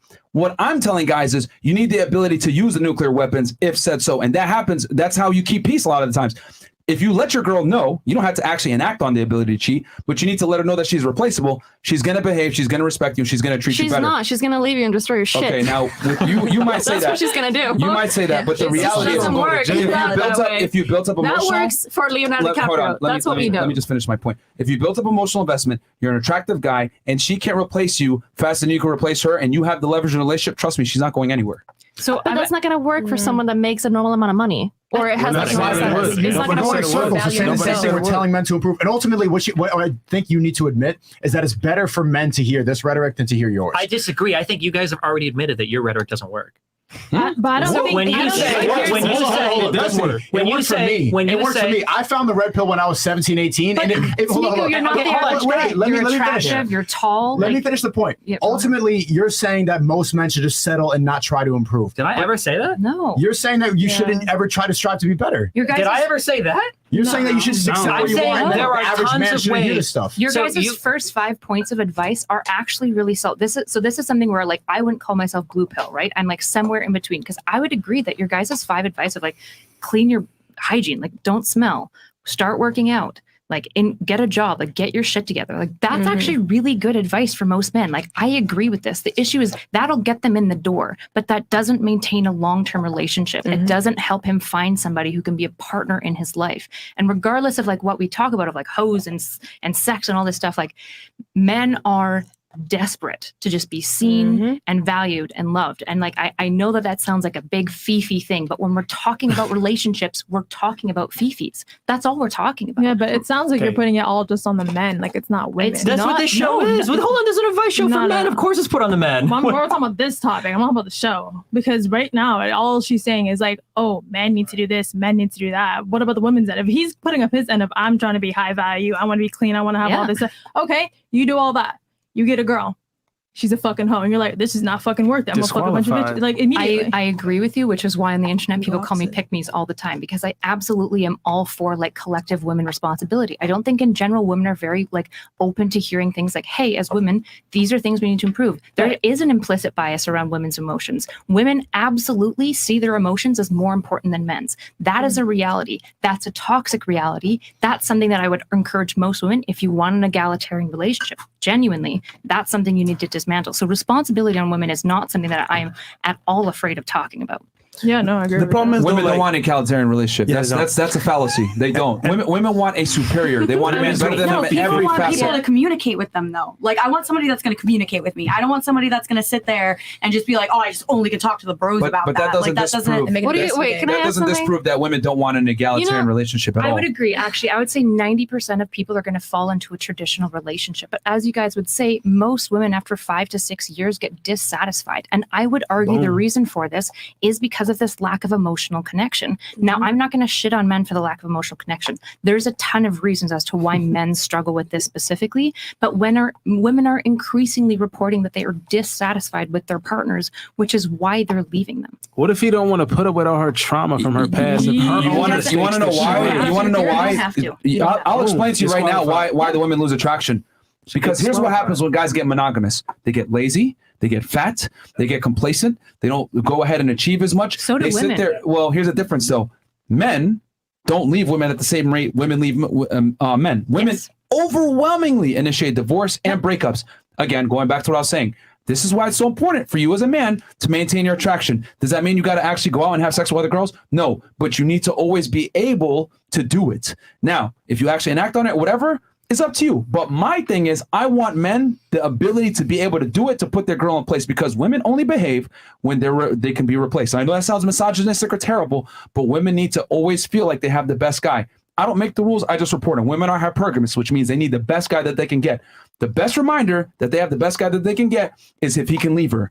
Not the other way around. When a man is chasing the girl and he feels happy to have her, he pedestalizes her. What happens? You pedestalize the girl, she looks down upon you, attraction gone, because women want to date up, they want to fuck up, they want a man superior to themselves. Egalitarian relationships are capped. They don't exist. Women want a superior. I would say that's probably true for like 90%. I granted you 90%. There's probably 10% of women and men that both. But we can't go off the exception to the rule. For we gotta sure. go off the majority of how women operate. Like you're a gross exception. Like you, for example, virgin, one body count. You're from a rural area. You haven't been poisoned by social media. Come from a strong family. Raised well. Raised well. Unfortunately, you are a gross exception to the rule. Most women are not like you. Most women care about how much a guy makes. They care about income. They care about height. They care about how he looks, etc. A lot of women have very high standards on most guys that most guys don't reach. So for you to say, well, we need to change and you shouldn't be looking at a girl as your wall, like that wants you as a wall, blah, blah, blah.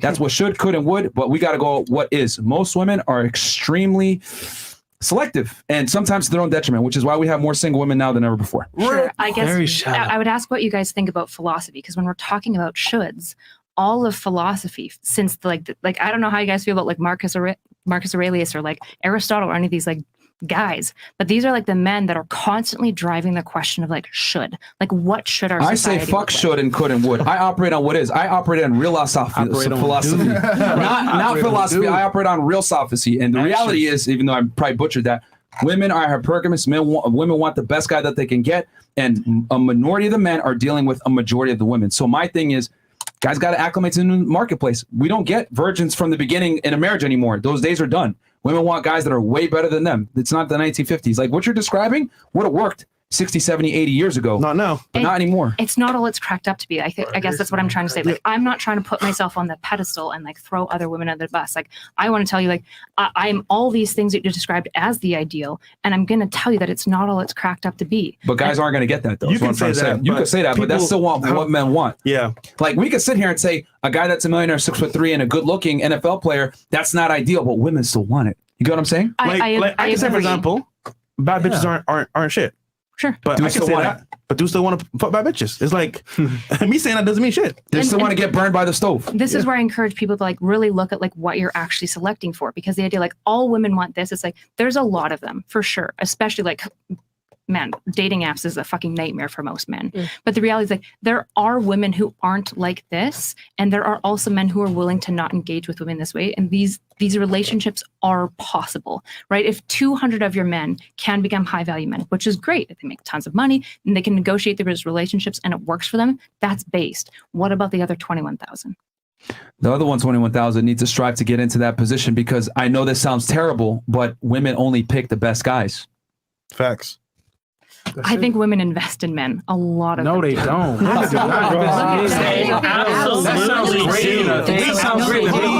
But that don't happen, bro. We date women as men. You don't date women as a man, so you would know what we go through.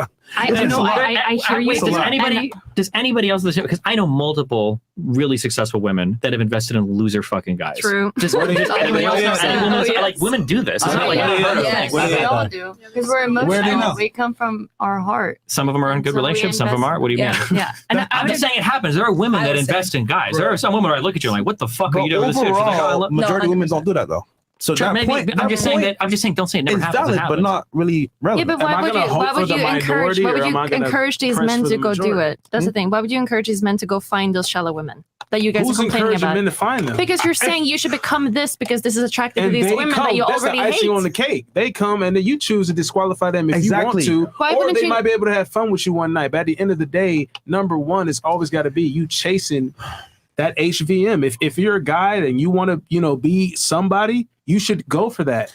Women are going to come. She has an archetype in her head, shallow women like a Miami model, whatever. I'm here to tell you, we brought women that are educated from Columbia, I'm not saying that. that have degrees, etc. You want to know? Those women are the most shallow. The educated women, the women that make money, they want a guy on their level. The women that are educated, I got a master's degree. I need you to have a master's degree. What I'm saying is that as women have become, how do I say this, more successful from feminism, their tastes went up alongside it. But the issue is women lie about what they want all the time. So even if I come in here and I'm like, oh, I want a 100K man, he makes 100K a month, blah, blah, blah. The reality is that like women don't actually want that. Women, No, they this do. is the fish. Wait, so how do you? So you trust women when they say that, but you don't trust women when they say other things? When women lie, their actions prove otherwise. But if you want to look at their actions, the data for women, it is true that women have a harder time dating down, but that's changing. That has been changing. If you look at I think it was like in 1990, it was like 47% of women would never date somebody below their socioeconomic class. But as time has gone on, that number is down to like, I think it's in the low 30s right now. It's still high, but it's changing over time. And divorce went up alongside it. So sure, they might have divorce. It doesn't work. First of all, you're assuming that every divorce is bad. That's not true. Every divorce is not bad. Just because somebody's getting divorced doesn't mean it's for a bad reason. There might be a reason. And also, one of the things too is on all this red pill shit. From the male perspective, it's bad. It depends. From the male perspective, it's bad. But nobody here talks about maintaining relationships. It's about getting a girl or fucking a girl. Whose problem is that though? The women. What do you mean? The women initiate the relationship. Hold on. A relationship is two people. But what I'm saying is that the women are far more likely to leave the relationship when it's not working. It's the women. But why is it not working? Because can a man not contribute to a relationship? You don't think any of those failings are on the has to, but he's doing his part. He has to by default. If you're getting divorced at an 80% rate, clearly men are not doing their part. She won't choose you if you don't bring to the table anyway. Yeah, I was going to say. He has to provide. I'm just saying, for example, y'all. Wait, so when women are bringing with men, it's always the men? Or it's always who wants to date a bum? Thank you. Nobody. So by default, the guy has to have some value. So he's already invested. He's already invested from the very beginning. Women, on the other hand, you know what? Just fuck me, and I'll be here for you. But like that's not enough. Hold on. What you just described, I'm telling you, that's not a relationship. That's the point is that's the only thing that a lot of women think they need to bring. Exactly. And that's why relationships don't work. Because if we're telling men, all I do is teach men all day long how to be the best version of themselves. Yeah. I'm telling him how to bring his part as a man. Then that other side takes two to tango. Whatever the hell you just said, nigga. Listen, bro. Okay, just be clear. Earlier, you said you can't even talk to. Yeah, hold on. Okay. Hold on. The woman side, bro, where you said, Destiny, you were like, bruh, well, it's two people. You're saying that. What about the woman's side? We don't ever talk about that. We always, for the history of time, have talked about what men do wrong. But what if we're teaching men to be, hey, bring your part, here's what you gotta do for your part, and she not even working on herself, and you're saying, hey, it's still his fault. How do you say that? Because the types of things you talk about working on never have anything to do with relationships. How do you say that? Like, first of all, I'm pretty sure, didn't you say earlier that you can't talk to your woman about your problems? Whoa. First, here's what you mean to explain what I mean, but I will elaborate. Yeah, elaborate. Come on. Here's what I mean. You go home to your woman, and you're like, oh my God. My day, it was a drag. The fact that that's the only way that you can conceive, the only way you can conceive a shared I'm trying to give this example that's really that's not a real example. It is a real understanding. I can't cry I can't be, I cried too. Crystal guys slay with No, we're talking about like communicating things that happen to you that affect the way you are now, not like crying about your day. Let's just let MJ finish his scenario real fast, please. First off, if it's things that's been in my past, I'm a grown-ass man. I've already worked through that to get to where I'm at now. I don't have a trauma. I don't have a this mental this mental health thing that's pushed today is cool and all, but when people use it as an excuse, that's the problem. Facts. I've been working on mental health since the jump before it was a popular thing to say. So I'm cool on that. I don't have problems that I need to bring to you. But most people don't talk about it. If a girl has problems that she wants to be like, okay, cool, that's her. I would like for her to have that handled herself because a man is bringing that. I tell men, hey, have yourself handled. Because if you come at a girl with crying and, oh, here's my traumas from the past, a girl's going to look at you like, man, the fuck up. If you it's getting dry. If you can't share like a problem with your woman, I don't know what kind of relationship. What problems are we talking about? It could be something with work. It could be something with family. It could be something with friends. It could be something that a woman and you can handle together.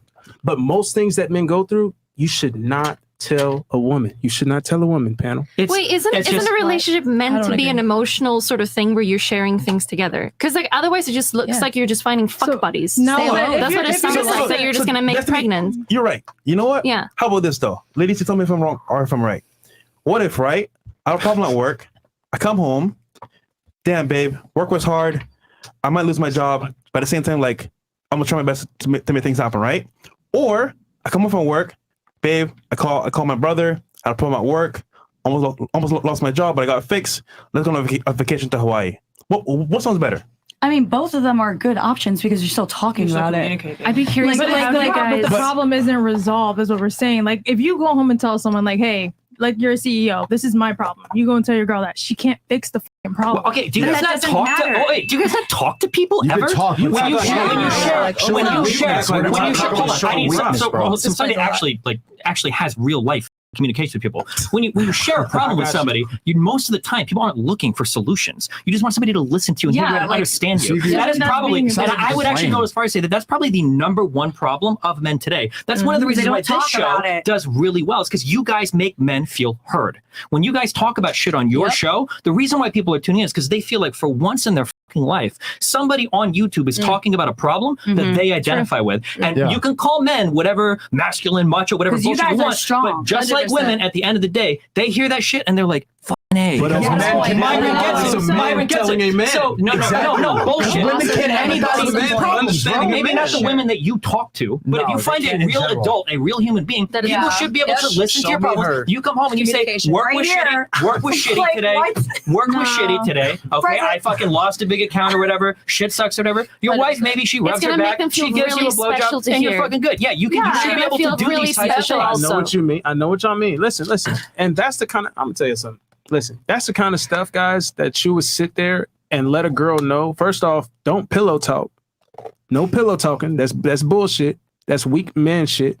But if you're sitting here cuddling up with your listen, let me finish. If you cuddling up with your girl and she asks you, hey, a simple question, you can tell her the gist of something and she'll feel just like that. Oh, he confided in me. He trusts me to hear his feelings. But guess what you don't tell men? The whole thing. You can't tell the whole, oh, actually, I did cry in my car. You don't tell her that part. Tell her what happened, but don't tell her you cry like a bitch. Like, do you know what I'm saying? Why is your only emotional outlet either this like stone cold toxic guy that can't communicate any emotions, or dude that's crying in his car? That's every example you're using is like every example you're using is like, oh, I'm crying. Like, if you got to talk to your friends about it, your guy friends. Destiny. Most guys don't even talk to each other. Like date each other. They just keep it to themselves. My first thing I said was, when you're talking about keeping a woman, because I think she brought a point and said, well, if he's open and she's not, how are you going to make sure she's satisfied or happy or whatever? I said, you still need to hit on every note of her emotional spectrum. And that has to do with all the way from she wants somebody to cuddle with, all the way to maybe a little talk about what happened to you today, so she feels like you trust her and can confide in her, all the way to fucking the shit out of her. Whatever the case is, you have to fulfill every point of that emotional spectrum. You can't do that if you're a cold rock. But do men have emotional needs? I would say so. So what's wrong with fulfilling some of those in your relationship? She can, but not nearly like the man spectrum. A woman just want to be heard. We're wired to come up with solutions. A woman will tell you all day about her problems. If you just sit there and listen, you Gucci. I heard you, baby. Okay, now what else? I think Destiny, I think you guys are kind of looking at it like we're like, oh, stone cold, like don't tell her anything. I'm not saying that. We're simply saying that you can talk about some issues, but you better have come with a fucking solution with it. You're not gonna go to her with a problem that isn't solved. Yeah. So that's then you're not. So you would recommend talking to your guy friends over the female. And let me tell you why. Going back to what the reason why you need to talk to your guy friends, right? This is why I say it's so important to have guys that you trust. You need to have a tribe. You need to have a brotherhood. Okay, because with guys, they're going to be able to identify with your problems and prescribe you something that may actually help you because they dealt with the same problems. You said earlier, you want someone that can understand your problems. Unfortunately, women don't understand masculine problems a lot of the times. Now, you're in a good position where your girl does the same thing that you do, so you can talk about it. You guys have similarities, which makes sense as to why you may select the way that you do. You want a woman that has the same interests and wants, etc., because you can have a conversation with her. But the thing is that unfortunately, a lot of guys don't want to be nurses. And what do most women want to do? They want to be nurses. They want to be in social work. They want to do philanthropy. They want to be involved in, charity work. Guys don't want to do that shit. So a lot of times, men and women are different. Guys aren't going to have the same interests as their girls. So what I'm saying is that you can't sit there and cry to your girl about your problems because she's not equipped to deal with it. However, if your girl cries to you, you're supposed to be the stoic rock that can listen to her problems because your dick's not going to get soft from your girl crying on you. She's emotional. I agree. It's my final words that I won't say anything else on it. Sure. You keep saying that like women aren't equipped to deal with men's problems. What I'm telling you is that when you complain about your problems to other people, you don't have to be equipped to deal with the problems. People just want to be heard and understood. That's it. I'm not saying you have to, because when your woman complains to you about her problems, and here's, you call it whining. Let me give men tips in the audience, and maybe haven't heard this before. When your woman complains to you about a problem, she's not looking for you to fucking solve the problem. She just wants you to hear. That's true. Right? And it's the same thing with a man complaining about his problem. He doesn't want the woman, because she probably doesn't know fucking shit about accounts at work or whatever the fuck. She just, you just want to be able to complain to someone. She's like, oh, that's like, you're my king when you're in my house. Here's my only thing about that. Sure, and then I'm done. Here's my thing. Yeah. You are not going to lose attraction for your girl for being vulnerable with you, listening to her problems. However, now, your girl, if you complain to her and cry about your problems, she might lose attraction for you. Is that all the way? No. But what I'm saying is that why would you put up Pandora's box? If there's a 10% chance, why would you risk that when you can just go talk to your guy friends who are going to give you better advice, understand you, and not going to judge you for it? That's all I'm saying. Why risk it? Why do crystal guys like slay with bitches so well then? Like, you know, like, why do what? Crystal guys, like, you know, the guys that are, they're wearing like hemp pants, they're very San Diego, they've got beads in their hair, they've got dreads. No, look at them in San Diego. They fucking slay. They usually play like one song in San Diego. They are tapping into the spiritual nature of women, but they're not venting and complaining. They're not saying my work day was hard. They're massaging, they're playing the little sitar and stuff like that. They got music, massaging. No, they're often being like extremely emotional. They're doing DMT and they're crying doing the right together. emotional things. They're complaining and whining. I agree, right? And I would say like there's one issue, like, so this is what I talk about with like men a lot, is like we don't really raise men to like manage emotions well. So when we look at children, girls tend to internalize their emotions. They cry, they turn inward, they get sad. Those kids are really easy to co-regulate. Give them a hug, pat their back, they do better. What do boys tend to do? Externalize. They throw shit. They want to punch walls. They want to kick things. They want to scream. And what do we do to little boys when they scream and carry on? We send them to the room. We say, I don't want to deal with your fucking emotions. Go to your room. And so then we have a bunch of men that hit 22 and they realize like, yeah, they often don't know how to express their emotions well. And women have this implicit bias, but that doesn't mean that that's not something that can be overcome and easily within most relationships. So their solution is to talk to their bros about it, though. They're but saying men don't talk to each other. They absolutely don't. fucking It's don't. rare, They but absolutely don't. But they're trying to explain to their audience that you need a tribal brotherhood. You need guys. Wait, I was curious. Men need a tribe. So have you guys ever like thought about like doing MDMA and crying together? Is that what you guys do? Is that what you do to like to feel out, you know, and all? Is that what you do? MDMA? Yeah, MDMA. It's like crying, talk about feelings. We're very against drug use. They're straight edge. I see. I don't believe in drug but use do you at all. sit and cry together? No. No, we don't. Okay. No, we don't cry. Like, the thing is that like, I mean, if you need to cry, like if something crazy's happening, you need to cry in front of your guy friends. That's fine because you're not going to be judged for it. Don't cry in front of me. I mean, you know, they'll make fun of it. Yeah, they'll make fun of you about it a week later. It is what it is. Yeah. But my thing is that I look at it like you want to mitigate risk. Crying in front of your girl, because here's the thing. Women typically don't know how to respond or how they're going to respond to their guy crying in front of them until it actually happens. It comes back to that arousal thing I talked about. Because 100%. I can't tell you how many times we've brought a girl on the show. Yeah, I thought I could, take care of my guy when he was crying and vulnerable, but I lost attraction for him and respect for him after. Aww. And it happens all the time. When men are vulnerable publicly, they get made fun of and admonished for it. Look at Kanye West, look at Tyrese crying, whatever. It is not good for men to cry publicly. And I've said this before. You fucking cry in silence by yourself or with other guys that understand your problems. Women are not equipped to handle your problems. I know this sounds so fucked up or whatever. That's the leaders, but well, at least you're trying to say that they should talk to each other because most people don't talk to each other. This is something that I do believe that we want our partners to like express their emotions to us, but to your point is if people come to me, like my friends or my family, or if I'm going to my man with a problem, you have to have a solution to that. And that's your point is if my man's going to come to me and say, this happened or that happened, in our mind, it's like, okay, well, what's the solution for it? Because just like working, if you're at work, something happens, who cares? Okay, that happened. Now what's the solution for it? So your partner, yes, you can express it, whatever happened, but in a woman's mind, I'm going to sit there and be like, okay, so what are you going to do about it? Right. Like, but this is the problem. But this happened. We can continue to bitch and moan about it. We can cry about it. We can talk about it for days, or we can make the problem get better. So together, maybe we can come together and find a solution. And I think that was your point is don't come to me with just complaining and moaning, come to me with that solution. So I agree with you, but this is the issue with women towards men, is that we're being like, well, I want to solve it right away. And I agree. You probably shouldn't wallow in your tears. Like, there's nothing more like unhealthy than somebody who's just like wants to cry for 4 days straight and have no solutions. The issue is like, we have to have space to feel it. And then after you feel it, you typically come to better solutions because your emotions are calmer as well. And so like women who are coming to a negotiation with their husband or partner who's feeling feelings and she's immediately like, well, what's the solution? Like, that's the woman failing her partner in that moment. That is the woman failing the partner. Another thing that often happens, what if a guy comes to you? Here's a really classic one. I'm sure you guys have experienced this. You go to your woman, you're upset with her about something she did. So you're like, hey, you say it in as nice of a way as possible. And she is hurt that you're upset.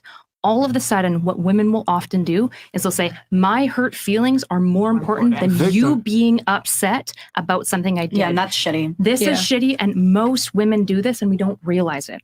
So I'm not wanting to throw women under the bus. I remember in my own relationship, when I had this realization, when my husband was telling me something that he was hurt that I had done, and I was listening to this, and I was starting to get all up in my fifis, and then I was like, wait, if this was my best friend, if this was my girlfriend, would I be feeling this way? And I was like, oh my gosh, I would literally make space for her feelings, and then we could talk about my fifis after. Like, what the fuck is going on with my brain? Right. So this is something that I think is really pernicious. But here's the thing, like, I get what you're saying. Like, your approach is fantastic. It's pragmatic. You analyze the situation. You're able to control your emotions, etc. Here's the thing that sucks. Most women are erratic, and they're not going to have that level of restraint to be able to control their emotions.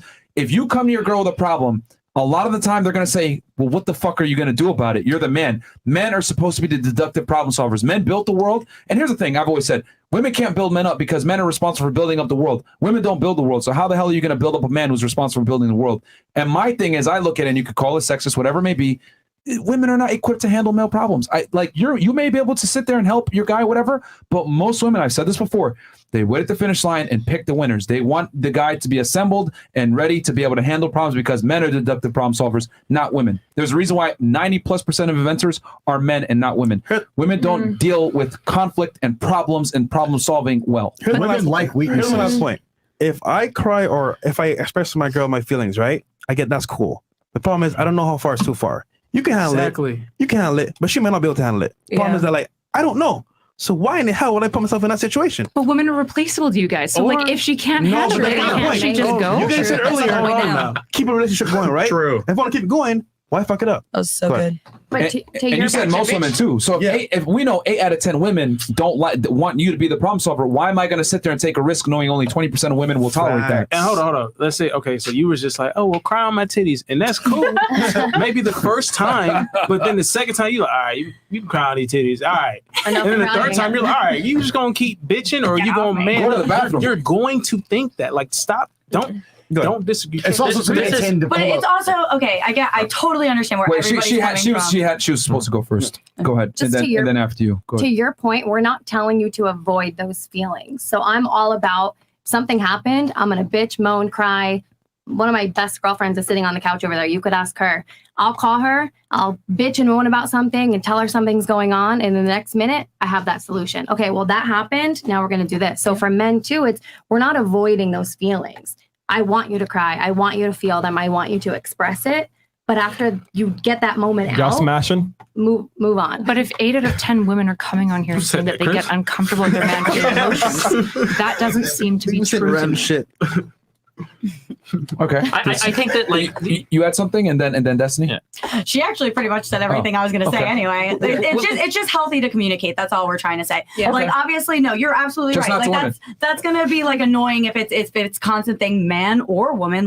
Nobody wants to hear somebody that's constantly crying. But in life, things are going to happen, and it's unhealthy to suppress those feelings. You should feel comfortable enough with your partner if you're going through shit to tell them that you're going through shit instead of something, because most people will suppress it and then it'll build and build and build and build, and then that one minor thing happens and then you're just fucking freaking out. And it's I can't help you when you're acting like that. I'll say go ahead. We talk on the other end, and we keep doing this thing where we make it hyperbole. Oh, you don't want to cry every day. You want to cry. No one is saying that. Nobody here said that. Okay. To some extent, nobody said that. She just said that. Who it's said okay that? to cry. And feel, no. You're not listening. You're not listening. She did not say it's okay to cry forever. No, I know. she said she didn't say it's okay to cry forever. It's cool to cry. Well, you said what? You guys keep saying like, oh, like you can't cry to your woman all the time, blah, blah. No one is saying you cry all the time. You just have some normal emotional connection with your woman that might involve you being upset from time to time. We can make fun of, on the end, the guy that's crying all the time, blah, blah, blah, and that is incredibly unattractive. But you know what else is unattractive? There you go. Is being with a guy. No one has ever denied this. But what you aren't understanding is to be the guy that never shows the emotion. You think that you're not, but you are. If you're a guy and you bottle that shit in all day, and anybody that's dated a guy that's done this doesn't tell you any of shit, you know when your man is fucking pissed off. You know when he's irritated. You know when he's like slamming doors. He's not talking to you. He's not touching you. He's not. You absolutely can feel it. And when you try to talk to him about it, and he says, "Fuck you, I'm not talking to you. You don't understand my problems. You're a fucking woman, right? You don't understand any of that shit, right? You have to find a healthy middle ground where you can express some level of emotion, where it's not, because every time you give the example of emotionally opening up, you're doing this like, oh, I'm crying. That's not Nobody said any of it. But I'm not even talking about that point I made. What the Destiny? The point I'm talking about is when I hinted at, hitting every woman's emotional and that's another thing women don't understand is like men, because we have to be that mountain for you. It's like y'all are so sporadic, y'all don't even realize it, and we always have to be ready to catch you at any moment. You can't be that guy if you don't feel. So I'm not saying be cold, because you can't understand a woman. You can't hit on every end of her emotional spectrum if you're not able to have some level of empathy. So I'm saying, hey, you got to be able to do that. But I'm definitely going to be smooth about my shit. You're gonna feel like, hey, this is a mysterious dude. He's still a strong man. But hey, I might be going through some shit. You're not gonna know the full story. I do like what he said about like having your tribe though, because I feel like at first we were talking about how people just don't even talk in general.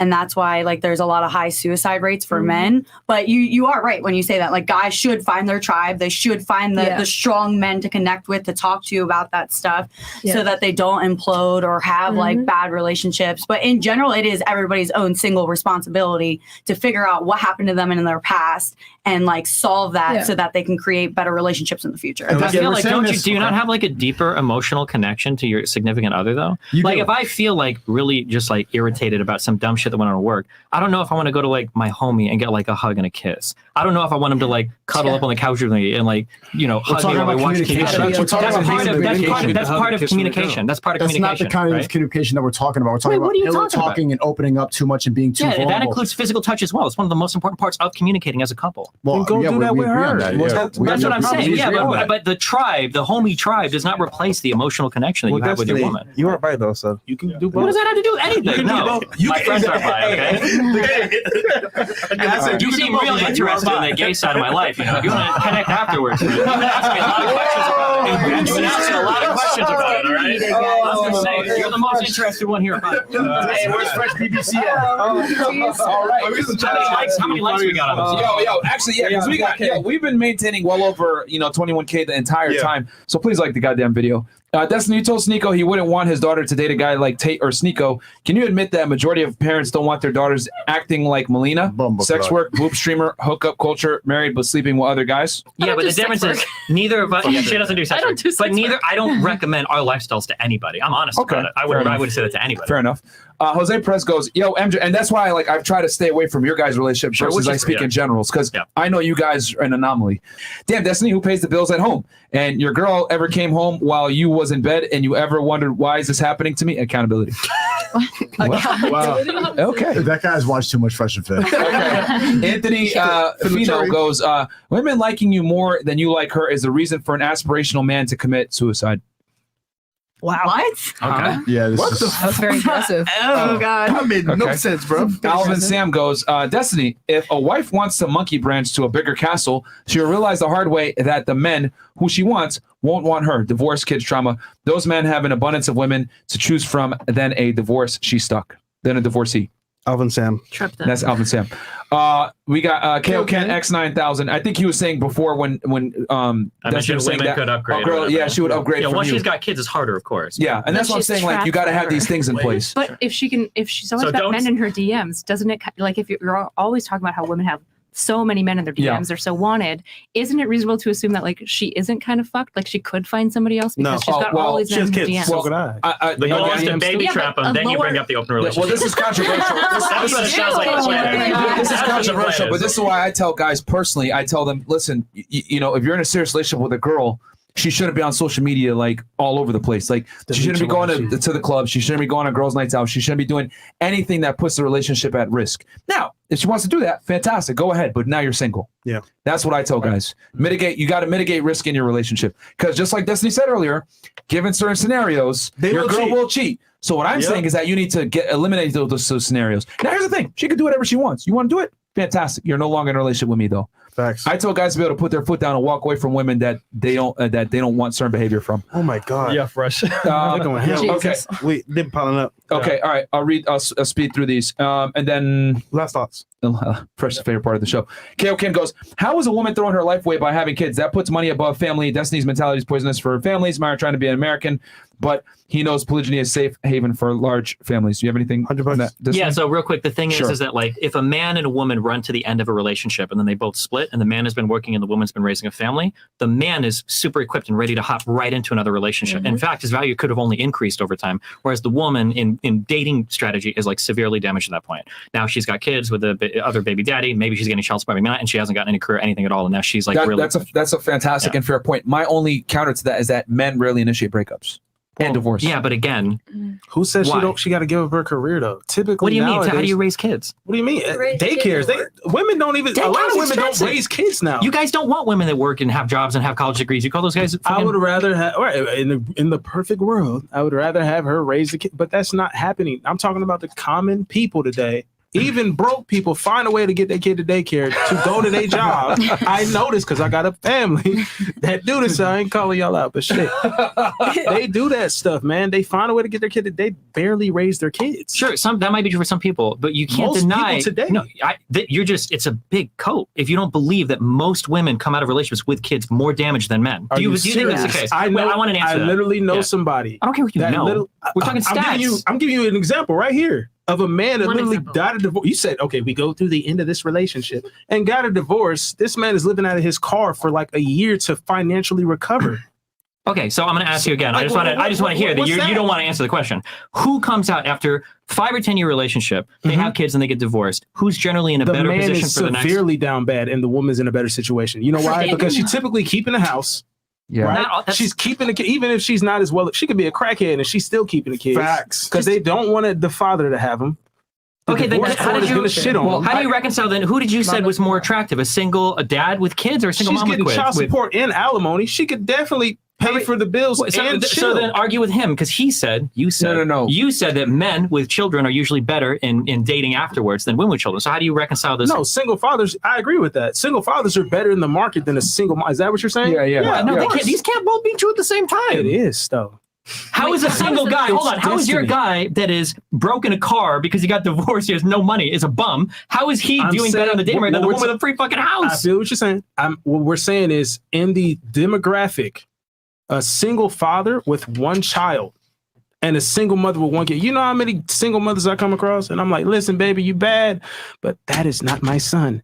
And that's it. Like I would never wife you. That's ever. my point. I would never. That's my point. But guess what? A single father out here with a kid, a woman, because they're just they're great caretakers and they're so, put together emotionally, can be like, oh my God, I love him and his son. They're so cute. But that's his point. That's my mother now. So let me because we're saying a father's better equipped to find another partner. No, that's what I'm saying. That's what he's saying the whole time. I thought that's what you said. No, I think you misunderstood because he was talking about dating value. So going back, because this is a very complex situation here. Yeah. So going back, it's like having a puppy. Now I'm sure about that. Now you're saying that you're saying that after a divorce, the woman is in a worse position. I would argue it's the man that's in a worse position after a divorce because the family courts heavily favor women. You keep saying they heavily value women. Okay. Yes. The reason why alimony is paid is because generally the woman forgoes a career for the household demand. So when you say heavily favor women, that's because the woman has been financially disfavored in the relationship in terms of financial health post-relationship. So that's number one. Number two, they also favor women in terms of child support because women tend to keep the children. So of course they're going to favor women that way. Yes. So you can't say the courts are favoring women, therefore the men are getting fucked. The courts are favoring the women because the women are the one getting fucked. No, but here's the thing. It overcorrects, and what it does is because here's the thing. The family court laws were in place before women were in the workplace. A lot of women are in the workplace now and make their own money. Now, in a situation that you're mentioning where women are staying at home with the children, etc., and getting alimony, everything else like that, but it doesn't matter because especially if the guy was a breadwinner and he made a lot of money, that woman is entitled to 50% of that man's earnings and future earnings. So what I'm saying is that after divorce, not most of the time, the man is financially crippled and the woman is doing better. I completely That's agree what I'm with trying that. to say. Okay, I want to make a quick So point. women are heavily incentivized to initiate divorce, Then which is single why moms do better than single dads. No, Yes. okay, That's- hold on. We know that's not true. Everybody We knows talking that's not about true. two This different table, things. I just want to talk about my point real quick.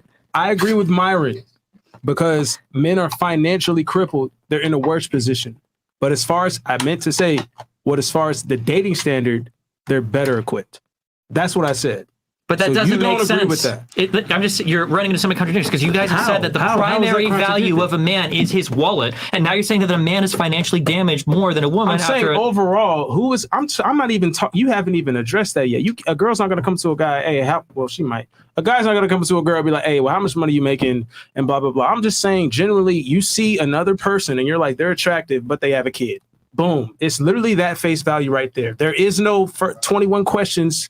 There's none of that. Oh, I get what he's saying. He's saying at face value. Okay. Yeah, All right. He's saying for face value. I mean, I agree with you. I'm not going to Okay. date somebody that has a kid. Like, it's. I'm curious. Yeah. If you made enough money, I think you would. No, I wouldn't. You would? Honestly. Okay, you said you were single. You wanted to say No, something. no, because the thing is, for me personally, it's like everybody's different, right? But like, I'm not going to date somebody with a kid because I want to have a kid with somebody and it be our first experience. Okay, I'm just curious, purely anecdotally then, just for a show of hands. How many people here think that single moms are way better off than single dads? So you have a relationship. In what perspective? And just Break it down. overall, like, would you rather be, if you could step into any life, would you rather be like a single dad who divorced, or would you rather be a single mom divorced in general? Who do you think generally does better? If you think that single moms do better than single dads, raise your hand. Hold on. It depends on what angle. Like, what's the goal? Are we talking about getting dates? Or are we talking about getting sex? Just in life. Just in general. Who would you rather be? I'll keep it simple. The single father does better only if he has money. Women will tolerate you having a child coming in with a child in tow if you have financial security. That's what I'm saying. But a lot of the time, it's a single mother that does better because a lot of guys will sit there and be a cuck and take care of a kid that isn't theirs. I don't know if I feel like so many And they have the broken money. families, And they so have the many money. broken families that produce fucked up kids are usually single moms. Like, I don't know where this idea comes from. That maybe there's some like dating these like guys making $450K a year. They get these killer alimony things, but these aren't the guys that are normally like ending their relationships and they've got kids and everything's all fucking happens. But usually most of the people in that situation are okay. But when you look at most I of the don't know, single Destiny. parents, that's absolutely. We talk to a lot of guys that get destroyed. I know you talk to a lot of people, but there's a country of 330 million But here's people. the thing: men This is- overwhelmingly get killed by divorce, man. Like that's a fact. Like men lose a lot of money because they're usually earning more money. That's the case, of course. That's what I'm trying to say. But that's not an argument for anything. No, it is because the argument is that women are heavily incentivized to initiate divorce because they get the major benefits from it. So what I'm saying is that men are far less likely to initiate divorce, even if they're not happy in a relationship, whereas women will initiate divorce for no fault reasons all the time. Okay, I think the secret strategy then is if you're a guy, be okay with one cut kid, but find the woman who's a single mom, because apparently that's like you get a free fucking house, you get a ton of money from alimony and child. I guess that's like the secret. That's the secret. And then have like 3 kids with her. You got the one half kid that you raise, or whatever. Yeah, I guess that's the secret strategy. And it's an untapped dating market because everybody else hates single moms. So you're like on. There you go. I mean, a majority of child support alimony is paid for men to women, man, and guys get destroyed by divorce. Women don't typically get destroyed by divorce. So date those women because you're going to move into a house with another woman who's getting alimony. So Where they all live in. Well, don't you have to be married for like 10 years to get alimony? There's a single moms. Fuck, they're not living in these nice houses, these nice neighborhoods with these huge houses getting alimony. That's not the normal single mom. That contradicts what you guys say about people dating for money. Then, if you're dating women for alimony money, then Well, I'm saying if you want to date for money, you should find a woman who's getting alimony. I'm saying in your We're world. pointing out I'm the just saying. logical inconsistency that's going on around all of this. But that's not sustainable. Any guy who dates a girl for money is not sustainable. Facts. Do you think that I'm actually dude dates a recommending girl any for of these money? things that I'm saying? Wait, what? Do you think that I'm actually recommending that men should go and date a bunch of single You women didn't to collect disagree it alimony? earlier. That's why I'm going based off that. I apologize. I said it ironically because based on the logic that I'm hearing right now, basically, to be honest, if a guy wants to be really set, he could just date a single mom, collect that alimony from it. It won't the work other in guy's practice actually more because of hypergamy. It will not work in practice because women are very territorial with their resources and they do not share their resources with men. And fun fact: women are way more intelligent when it comes to sharing their resource with the opposite gender. Men are stupid. They'll gladly sit there and support a girl that don't give a fuck about it, but a woman is not going to sit there and support a man. And if she does, it's always on a time clock. Fun fact: the 10 richest women in the world, how they get their money? Jeff Bezos' ex-wife. Right. Yeah, but Or probably inheritance. also Or some of the inheritance. poorest Crazy. people on the planet are Shelter single mothers, True. right? Like Yep. they're the ones that are True. living in ghettos. They're the ones like working 60 to 70 hours a week. They can't even spend time with their kids. Their kids are goes often back ending to up in women. Like you choose who you marry. You spend all those years with somebody. You get a divorce. You get fucked. That's you. You should know how long you should be with. Just because someone proposes to you doesn't mean you marry them. And that's the problem with women nowadays. They say yes to the first ring. It could be a shitty ring from Walmart, and they still say yes. Then they wonder why they get fucked in the end when they get divorced. I don't think we can't say that women are shooting for like the highest quality man, and then also women are just saying yes to the first ring that comes along. These two things are inherently contradictory. You're Well, they get talking knocked about- up by you. Yeah, you're talking about they get knocked Miami up. women, but the realistic women who are broken fucked will take anybody because they don't have any validation from anyone other than Instagram. Okay, this is completely opposite of everything. All right. Okay. Hold on, we got some more chats when here. your wife Yeah. hits the wall, she going to want you to stop. Will you? Jay Jay Cohen. Cohen. So he's saying, Destiny, when your wife gets older, she's going to want you to stop having sex with other girls. Will you stop? No, I'll just find a new wife. Bam. Smart. I like it. What's up, Fresh and Fit, my brothers and guests? What do y'all think about that new movie coming out, Woman King? There's no such thing as a woman in King. And Destiny, come on, man. You sound like a woman, facts or facts. A man won't let his girl go out and fuck. True, babe. The title is dumb. If it was Woman Queen, that'd be awesome. Dr. Mo. That'd be awesome. Dr. Mo goes, That question for message I ladies. What number is too high of a body count for a man? Good panel, by the way. You know what? I'll run around on the table on this one. We'll start at the couch with Miss Reno, Nevada. What body count is too high for you? Give us a number. For a guy. Or is there no limit? I feel like honestly, March. I just Big ass merch. I think too, it's like with the whole body count thing, it's like Please give us a number. Jesus Christ, man. I don't have a number. Okay. Okay, so it doesn't matter to her. Okay, what about you? I think like maybe 15, 20. Really? Wow, okay. All right. I Okay. What about you? What number is too high for you, Miss I Singer? don't know. Like if you're like in your phone, like counting everybody, like there's like a list of people. That's a lot. We're doing a lot. Okay, so she doesn't care about the number. She just wants to know how you document is more important than the number. That's a Don't telltale brag sign. about it. Don't be cocky. See, about that's what I'm trying to, bro. This Women can handle the is a truth. very revealing question, actually. What number is too high for you? I don't want to know. Okay. What about you? What number is too high for you? Good point. Good point. I don't really care. I don't care when it comes to that. What number is too high for you? You guys kept saying 300 people earlier, and I feel like if you hook up with 300 people, you might need sex therapy. Okay, that's too much. That's too much. That's your Yeah. limit. 300. What about you? What number is too high for you? Yeah, I guess it just depends on what age we're at. So like I'm 22, so if you're over like 30 or 40 right now, you've been getting busy, like Wow. digging the sheets for real. So Okay, so that's too much for you? Over for 30? now, I mean I'm 22, so Okay. What if the guy's 30? I don't know. if he's like 30, then I don't want to know. At that point, I just Okay. want to know that The you're with older me. they are, the more you're acclimated. Yeah, More but you're she don't wanna acclimated. know. What about you? What body count is too much for you, if any? I don't care. Okay. I don't care about anyone. Okay. Damn. What about The you? Rock What body? is Well, cold. you're married, I so don't. Well, how do you want to answer when I was single? Because it's gonna be. It's not gonna would it matter? on. Yeah, would it matter? Yeah. Go ahead. When I was single, for sure. Yeah. It did matter. Yeah. One body count. You need a virgin. Well, how old was I? I was like 22. So I would say like no more than 2 or 3. Yeah. Okay. So more experience than yourself. What about you? It doesn't matter. Okay. Very interesting. See, I'm telling y'all, man, women don't care about your body count. They really don't. They don't want to know, of course, but they don't care. Don't tell them. Life choices, $50. Being in an open relationship with your wife is the equivalent to being friends with benefits. If someone came to rob your house and you risked your life for her, not thinking, damn, if I die, she lives, she'll probably be in someone else's bed tomorrow. God damn, nigga. Oh my God. How often are you in these situations? Jesus. This guy is like a fucking man of action. Damn. Destiny and Calgary Girl are arguing their points in good faith. You guys should level with them at least. Sneako, you still argue like a child, just being honest. Yeah, suck my dick. Facts. Okay. Red Pill 1084 goes, Destiny is so invested in the fact this girl is using him for security while she bones athletes and studs. His mind is mush in the realm of how a girlfriend's supposed to treat him. Absolutely true. Yeah, girl. My mind is just falling out of my ears. Okay. Manjot Singh Tour goes, for the ladies, imagine you have been married to your ideal man for 5 years. You have kids, a big house, and a dog. Now let's say Channing Tatum hits you up saying, hey, let's sleep together and no one will find out, guaranteed. Would you go for it? No. Channing Tatum's not my type. Yeah. Stop the cat. What if not- it was you're not your gonna type? Let's ruin assume it's something Okay, good. who would sleep with him? Raise a hands. Make it simple. Okay, she would. Nice. Destiny? You would sleep with, so you give up your relationship and sleep Oh, with him? wait. I probably didn't hear the question right. I'm so Okay. sorry. Okay, you're with the guy of your dreams, kids, the house, all that other stuff. 5 years. Channing Tatum hits you It up. ain't worth it. Would you? Okay. On the couch. I'm curious. Do you believe that answer, or is this the time when the women are being truthful when they agree with you? Because that's cap. Everyone would fucking do it. Guarantee. I'm the only one that was on On the this. couch. Would y'all smash Trinity Tatum? No. You guys are all just lying. What if you there is some A-list celebrity that could walk into the room, and if you could get away with it. No. Destiny. They're calling them all liars? How could you? The difference between you and me is I know everybody lies, not just women. Everybody's coping If here. I have the perfect situation, I'm not going to ruin it. That is my chance. Like, No, let's assume that he wouldn't. I think the question was that he wouldn't find out. Yeah, It doesn't matter.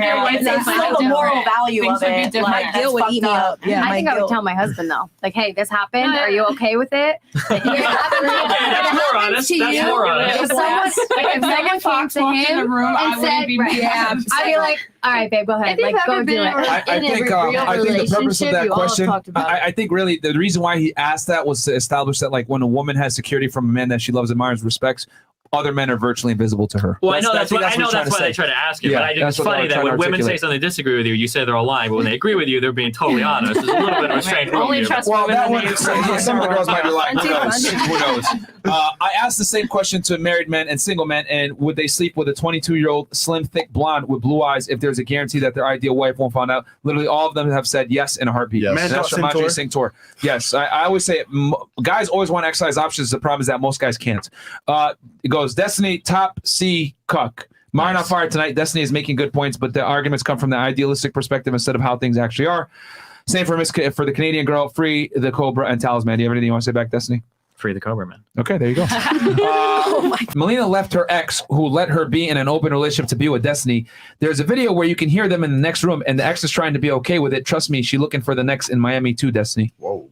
You have anything you want to say back? There's a stream that we did where people think they can hear us in the background. We were not. But we're not. But it's just like it's a meme that gets passed from my community. Yeah. Oh, okay. Destiny, you're failing to understand that a high-value man's burden of performance is financial provision and not sexual fidelity. Women naturally pick men based on socioeconomic status, hypergamy. So why should she expect sexual fidelity from a high-value man? That's just not. I don't think that's reality. I simply don't believe it. Maybe in Miami, in the crazy Miami world, but like most women aren't going to be okay with a guy that cheats. Okay. 100%.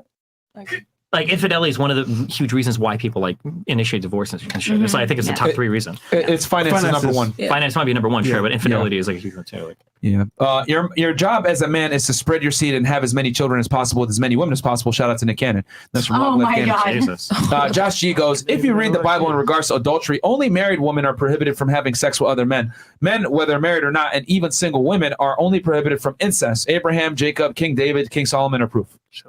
I'm pretty sure one of the 10 commandments is you can't covet your. I was going to say, I'm going to introduce him to the Levite law. I don't know what to say about that. All right. What is the thought that down through history, men have had multiple women? Tribal leaders, kings, and warlords did that, but doesn't apply to majority of the population. Highlighted leaders down through history aren't a good example of the regular populace. Okay, so this is an interesting thing. It gets brought up a lot in red pill communities. People talk about how there used to be these hypergamous societies. These weren't hypergamous societies because the women were choosing it. It's because men ran the societies and they forced the women to do it. It's not like the women were like, oh yeah, like 20 of us are gonna go like be with this fucking warlord. It was that like really high class women were sectioned off by the men to be in their own area. Like it wasn't the woman's choice. It was either you do it or you die. This idea that like that's what the honeymoon comes from. Honeymooning is when Vikings went in, they stole a bunch of women, and then they raped her for 30 days straight, hoping to get her pregnant. Because if she got pregnant by the end of the honeymoon, she could be his wife. Yeah, the idea that like women chose that hypergamy when we know those were male-ran societies it doesn't make sense. Great. And then historically, like if you go back like thousands of years, the trend of people being like more hypergamous or whatever decreases as inequality in society increases anyway. So it doesn't even make sense. Like as kingdoms and shit started, like people were generally like monogamous, or in some weird tribes they'd have like 2 wives. But I mean, especially in the culture that we live in, like the culture that we live in is mostly Protestant. All the values you guys talk about wanting in women is typically Protestant Christian values, submissive, et cetera, et cetera. But like, what does the Bible say about like how to be treating women and all these things? Like the man should lay down his life like she's the church. And I can assure you that like cheating around and like kind of being manipulative and like kind of treating her like a child in the relationship isn't really the negotiation that we're talking about here. Mm-hmm. That's not all the Bible said. That is not all the Bible said. Yeah, I mean, that's not. Where was the child part? Yeah. I would say like the moment that, for example, you're saying like, let me think of an example about treating her like a child. I mean, trusting her word when she agrees with you and then dismissing her word when she disagrees with you is a little bit like treating her like a child. It's essentially saying we never said that, but no, you didn't say that. I would say that we've seen that, right? When like the women agree with the positions, we're like, yeah, base, child women. But when we like disagree, and you're like, women, fish don't know how to can't give advice to fishermen about blah blah blah blah blah, right? And so it's like that's fundamentally kind of treating women like children to be like, your opinion's only valid when I agree with it, because it's basically saying your opinion's never valid. I don't really care what you have to say as long as you're repeating my words, then it's good. Because I would say they're that's fish. treating her like a child. I mean, well, most women have a gross negligence of what it takes to actually be attractive as a man to women, is what I mean. would agree. Yeah, most men aren't even fishermen. Yeah, so most guys can barely do it, let alone women. So, and then going back to the thing which you guys were talking about as far as like men, the warlords having all the women, etc. Well, I mean, this also was kind of hypothesized in that same study, like why women were getting aroused by a bunch of different weird things. It was a survival mechanism, because even if they didn't necessarily like the guy that they were hooking up with, it was a survival trait to be able to still get wet down there, so that it would ensure their survival with the guy. It was a theory that they probably but like now we're saying that women in society aren't naturally hypergamous. They're just trying to avoid getting f***ing murdered. I mean, I think we live in a different society today. I know, of course. Then you guys will never know if you give your head or not. But this is why they hypothesized that why women are aroused by a multitude of different things, because let's be a little bit mature about it. The reason why is because from a survival standpoint, remember, women are the more vulnerable sex. Only in today's day and age are like women are able to, get the protecting and provisioning from society. But before, it was exclusively given to them by the men that they aligned themselves with. So how would you survive in times of peril when things were going crazy? Well, you had to go ahead and submit to the guys that came in and took over, right? So yeah, that's I agree. what I'm saying. But So it's still not, it was it's not something like to one guy hypothesize. is coming over taking over like 20 women or something, right? It's they're warring tribes and shit. But like, well, yeah, I mean, it's not to the victor goes all the ultra-hypergamous. spoils. That's Sure, what they yeah. used to say. So I mean, we also have to be like careful about art. Like Evo Psych is a really like sketchy field to like try to interpret really well, because like a lot of it is essentially theoretical speculation. Like theoretical speculation's cool. The issue is like it's really hard to point to like strong, clear biological things when it's like we can't identify genes. There's epigenetics at play. We also have a thing, for example, like as we construct society, we'll epigenetically like build that into the genes as well. So but here's the thing, it came from a valid source. Like they clearly were able to establish that like what women say they're aroused by versus what they actually are aroused by are two different things. So they were able to theorize that the reason why women's arousals don't necessarily correlate with what they say that they're aroused by was because, and they came with that speculation that it was a survival tactic, because before, right, women didn't have the same ability to sexually select. Like they were at the mercy of the strongest men that were around, obviously. Well, so when you say, so that's what they were saying. It's just a theory that they came up with. Yeah, and so the fact That's is what the I'm saying. arousal. Like I would agree with your fact. If you're citing a source, then that's the fact. The issue is like the Yeah. theory isn't like we can't go around and it's say just that this speculation. theory is true. Speculation. I didn't say that. I'm just saying speculation. This is really important, and it is the number one issue with a field like Evo Psych is all of these stories that they have a name for them. They're called just so stories. So basically, you get a collection of facts, and then you try to make a story that explains them all. But the problem is you have no evidence whatsoever for that story. Like it might be the case that women adapted to some survival mechanism, blah, blah, blah, blah. Yeah. It might also be the case that women today are shamed for a lot of sex, so they lie about what they're into because they feel like they'll be made fun of for it. That might not be a survival mechanism at all. That might just be some shit that came from religion. That might have been some shit that started in the Middle Ages or some shit, right? Yeah, it's a hard theory. to say, right? It's a theory. It's speculation. Sure. Steven, have you invested time learning about a woman's favorite reality shows, Instagram favorite color cats, starting over dating? Men really leave their main woman. Your argument about a man exercising options, not giving that main woman security is fallacious. I haven't watched the most popular reality TV show, so I don't know. Okay. I'm not equipped to deal with that. Disagree with Destiny, Melina, and Fresh have shown in past episodes videos of wives cheating on faithful monogamous husbands because they're bored or they've got too comfortable. It happens a lot more than you think nowadays. Yeah, I would say like this is why I think it's very important for the guys to maintain their attraction. A lot of guys get complacent, fat. They lose their ambition when they have one girl.